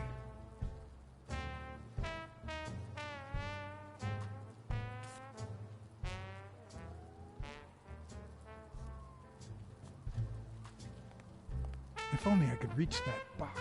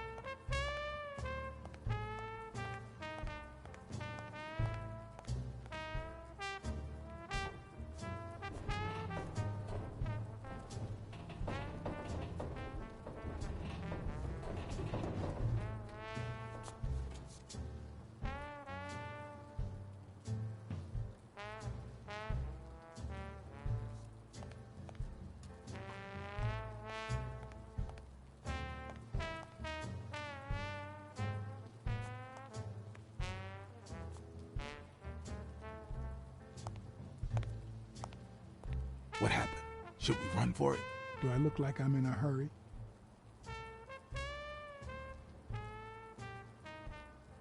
There's a trapdoor on the ground, right by the restaurant. Does that sound familiar? Huh? The restaurant or the trapdoor? Okay. Forget it. Are you done? What do you think?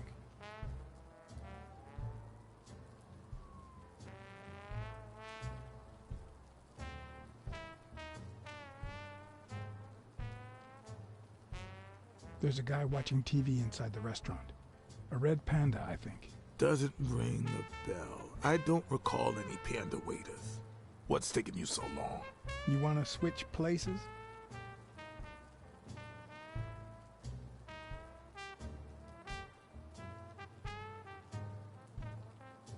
I need you to go to the front door and ring the bell.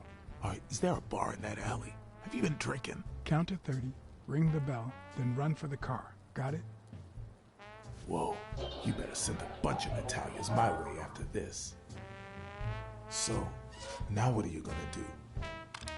I'll open the door with my lockpicks. Once I'm in, I'm still not sure if I'll take the hall or the door on the right.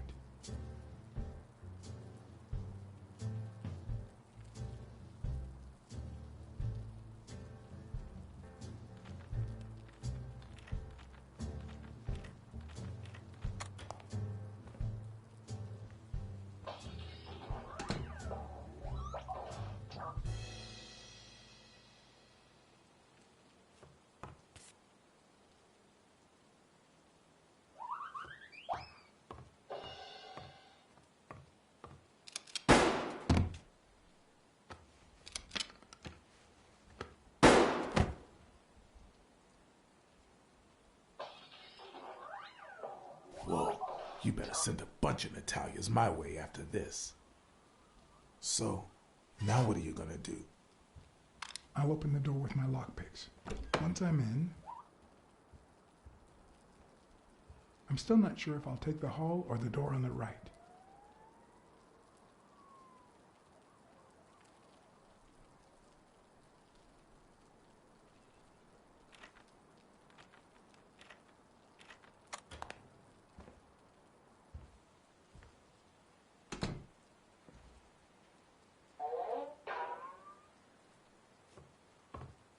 The lock on that door was not your standard model. I had to give it my all.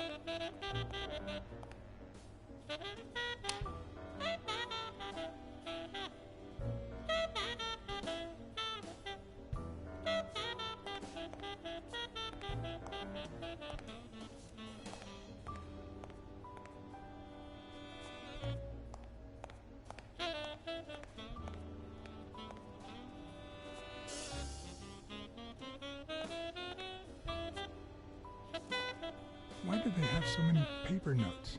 Do they get that many orders?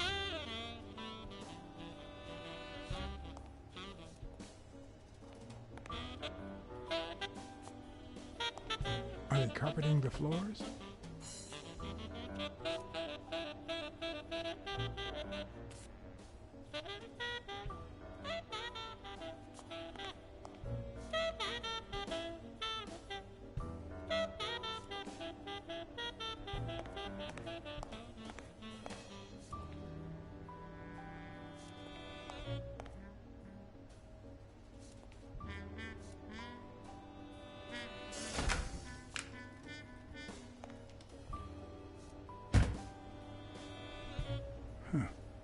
I was expecting some frozen bodies.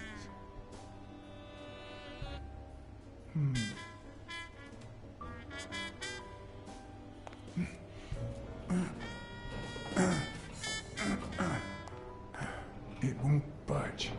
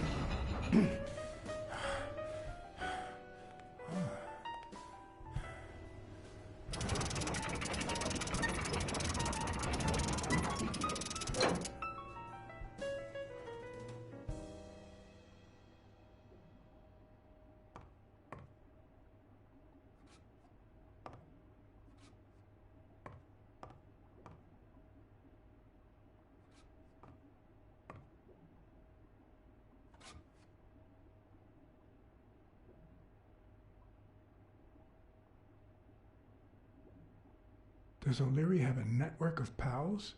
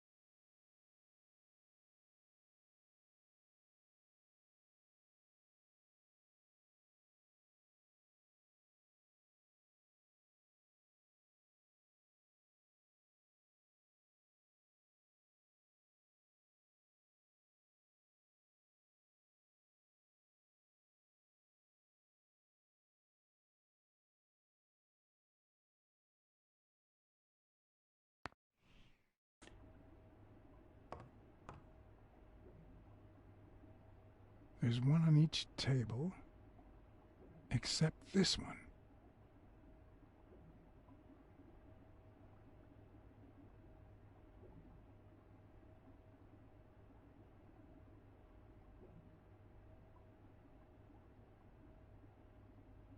Huh. Looks like those colorful notes weren't restaurant orders after all.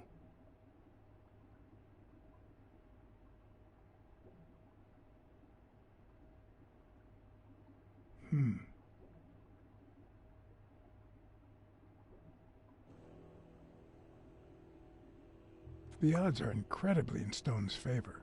I guess that he's the reigning champion, and Bobby Yale is just a contender, but maybe word got out about his condition.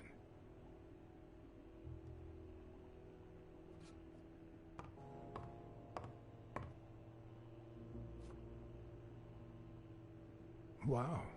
I didn't realize you could place so many bets on a single baseball game.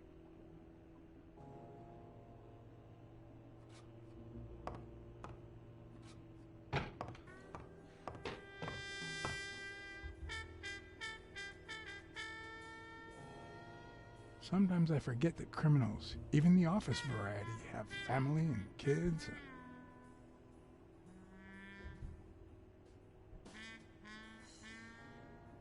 Anyway, maybe things aren't so bad on the dark side.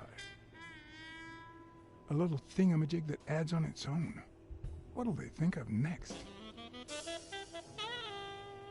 It looks like a summary of all the bets that come in. Day, amount, bet, wagerer. Wait a minute. Did O'Leary himself bet $5,000 on Yale? 16 days until the fight.